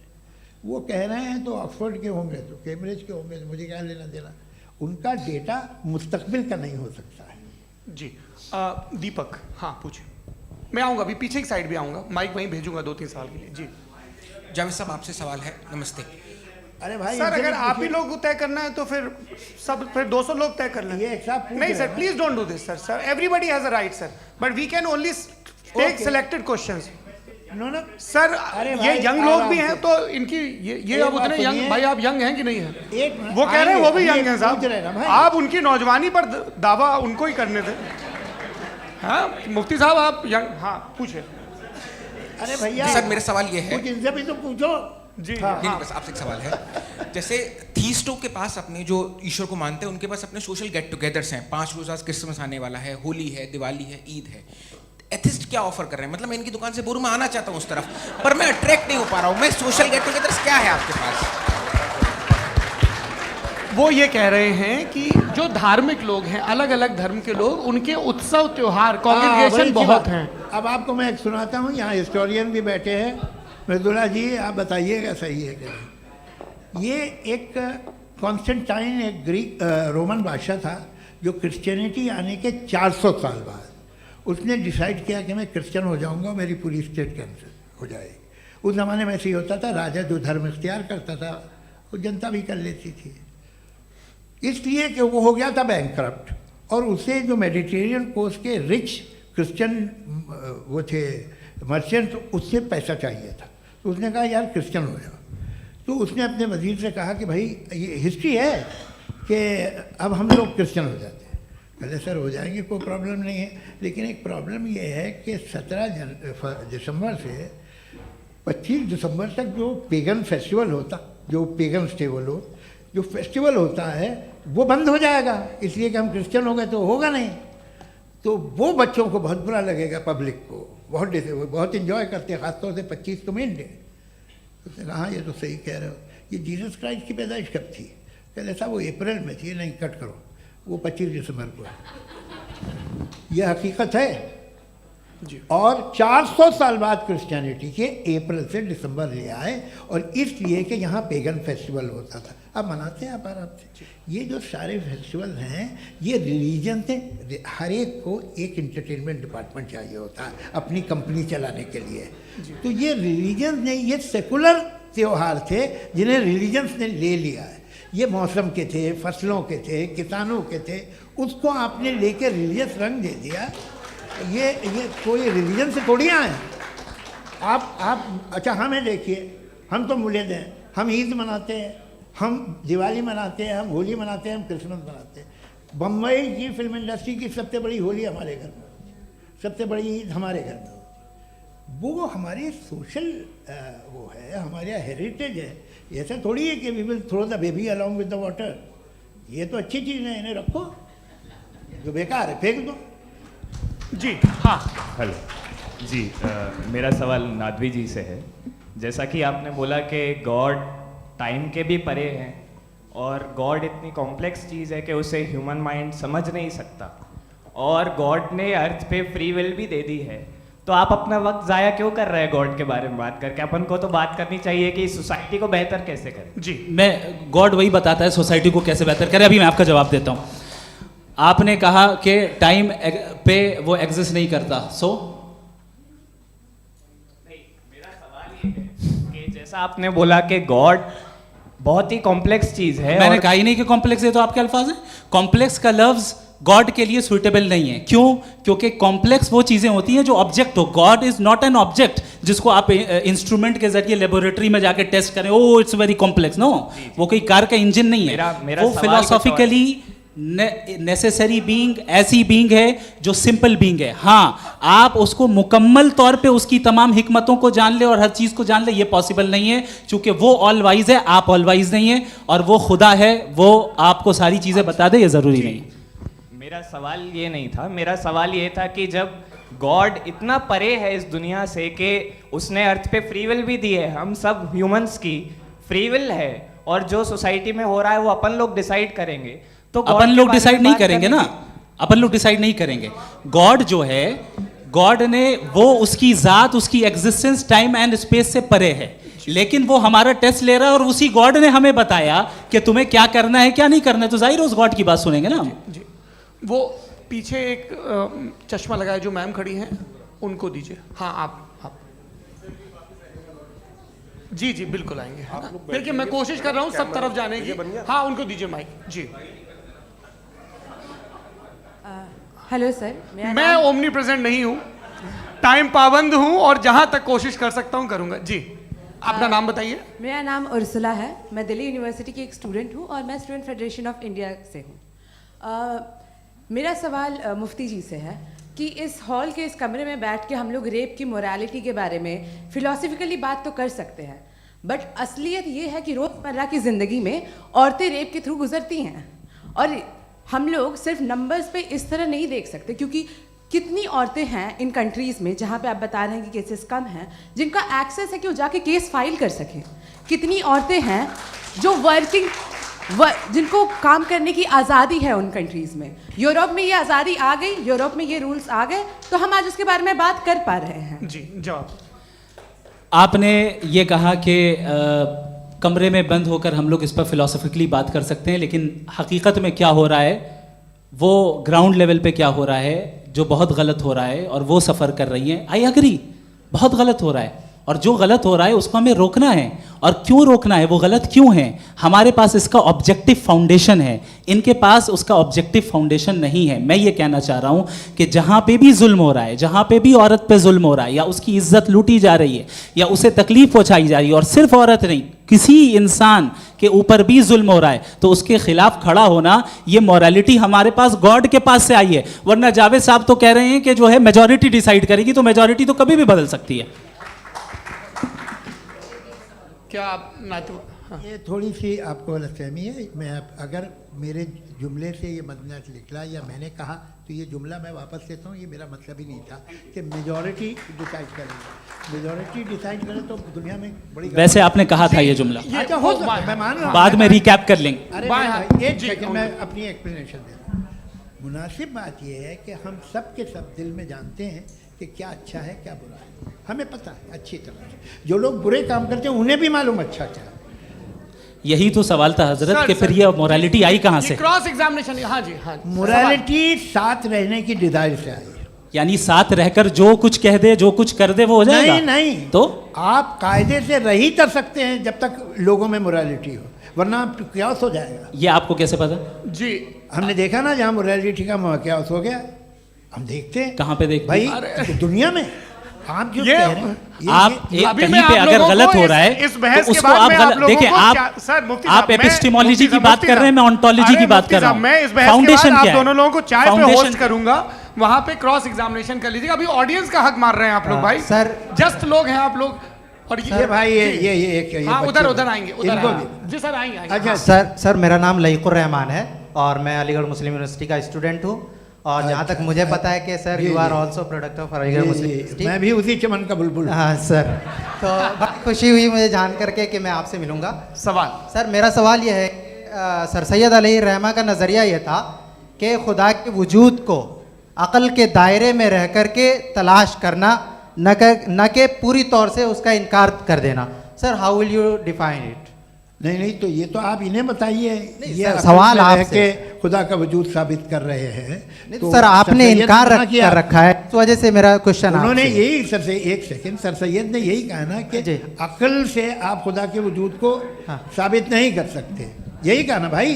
वो उन्होंने कहा कर सकते हैं और वो कर दिया गया आज। वो फोन तलाश करना या साबित करना अकल से ताल्लुक, अकल से नहीं सर हो सर अरे सवाल तो सुन लीजिए जी। अकल से नहीं हो सकता है, यही कहा ना आपने। अकल से हो सकता है। अरे वो यही कह रहे हैं भाई, आप बता रहे हो सकता है, वो तो कुछ और। आप अगर सर देखो नौजवान फोन ले लो, वो इतनी बोले। कमाल की यूनिवर्सिटी है। अरे भाई दे दो मेरी ना बात जरा तो- 1 मिनट, अरे दे दो मेरे भाई माइक। मेरी बात सुनो, नहीं, माइक मैं पे समझ- बोलो ताकि जो लाखों लोग देख रहे हैं माइक दे दो ना। अरे देंगे ना माइक, तुम ठहरो तो। हाँ सर, मेरा सवाल ये था कि सर सैयद अलैहि रहमा का एक नज़रिया था अपना कि खुदा का जो वजूद है उसको अक़ल के दायरे में रह कर के तलाश करना है, न कि पूरे तौर से इनकार कर देना है। ये उनका कॉन्सेप्ट था। लेकिन मेरा सवाल ये है कि आप इसको कैसे डिफाइन करते हैं, एक्सप्लेन कैसे करेंगे, मैं आपसे जानना चाहता हूँ, क्योंकि you are the product of Aligarh Muslim university. मुझे अकल के दायरे में रखे मैंने बहुत तलाश की, मुझे मिला नहीं। हाँ ये इधर उधर वो चश्मा लगाए जो, हाँ उनको दे दीजिए। जी जी फटाफट पूछिए, बस 5 मिनट है, 5 मिनट में खत्म हो रहा है। हाँ अस्सलाम वालेकुम मुफ्ती साहब। एंड मेरा सवाल जावेद अख्तर साहब से। क्या नाम है आपका? अरे भैया सब मुझे जब पूछ रहे हो। फैज पूछिए फैज साहब। तो मेरा सवाल ये है कि अभी जो एथियस्ट है वो problem of evil argument use कर रहे हैं अगेंस्ट मुस्लिम्स, राइट? कि इस दुनिया में इतना सारा इविल है और अगेंस्ट मुस्लिम तो यहाँ अगेंस्ट थियस्ट। हाँ थोड़ा सा करेक्ट कर लीजिए भाई, पूरी मशक्कत ही इसी बात की थी कि किसी एक मजहब पे बात ना टिके। जी, तो बेसिकली ये आर्गुमेंट ऐसा है कि इस दुनिया में इतना ज़्यादा ईवल एग्जिस्ट करता है और अगर एक ऑल गुड गॉड है तो वो रोकता क्यों नहीं है? लेकिन इस सवाल में एक हिडन अजम्पशन ये है कि इस दुनिया में ईवल एग्जिस्ट करता है। अब एथियस्ट ये कैसे ऑन्टोलॉजिकली प्रूव कर सकते हैं कि इस दुनिया में ईवल एग्जिस्ट करता है? मैं आपको बताता हूँ, थोड़ा सा समझा। नहीं सर हम लोग इनको सुनिए। नहीं please don't do that. I want to explain ontologically. नहीं हम समझ गए सर, इनको अब जवाब देने दीजिए। अच्छा सवाल पूछ लो मैं। अभी तक क्या था वो मैं थोड़ा सा ऐड ऑन कर लेता हूँ। तुम गुरु, तो हम जब इसका राउंड 13 करेंगे ना तब तुमको स्टेज पे बिठाएंगे। जी तो हाँ जल्दी से। तो देखिए एथियज्म के हिसाब से सब कुछ रैंडमली बन गया है, सब कुछ एटम्स और मॉलिक्यूल्स है। एक पत्थर में और मुझ में सिर्फ इतना फर्क है कि हम लोग एटम्स और मॉलिक्यूल्स का अलग अलग रीअरेंजमेंट है। अब एक पत्थर को कोई इंसान तलवार से 2 टुकड़ों में काट दे या मुझे, according to atheism it is same. There is no evil and good according to atheism. जी अच्छा फैज साहब का सवाल ये है कि हाँ कोशिश भी करते तो इससे गलत सवाल नहीं कर पाते। एक लाइफ फॉर्म है और लाइफ फॉर्म में फीलिंग्स हैं, मतलब लाइफ फॉर्म सुनता है, देखता है, टेस्ट कर सकता है, फील कर सकता है, तो उसकी जो ये जो क्वालिटी इस बबल में आ गई हैं वो जानवर में भी है, इंसान में भी है। तो जाहिर है कि उसे कोई तकलीफ पहुंचेगी, तो चूंकि उसके पास वो सेंसिटिविटी है तो मैं करेगा। पत्थर में वो सेंसिटिविटी नहीं है। तो ये क्या सवाल हुआ कि अगर पत्थर को काटा तो पत्थर को तकलीफ नहीं होती, तो आपको काटे तो आपको क्यों तकलीफ होगी? बैठ जाइए। जी हाँ अगला सवाल। हाँ पूछिए जी जावेद अख्तर साहब। अरे भैया सब आप लोग मुफ्ती साहब को छोड़ रहे हैं, तो मेरे ही पीछे पड़े हैं क्या? फिर चलो बोलो भाई। You asked how God can exist when children die in Gaza. हाँ?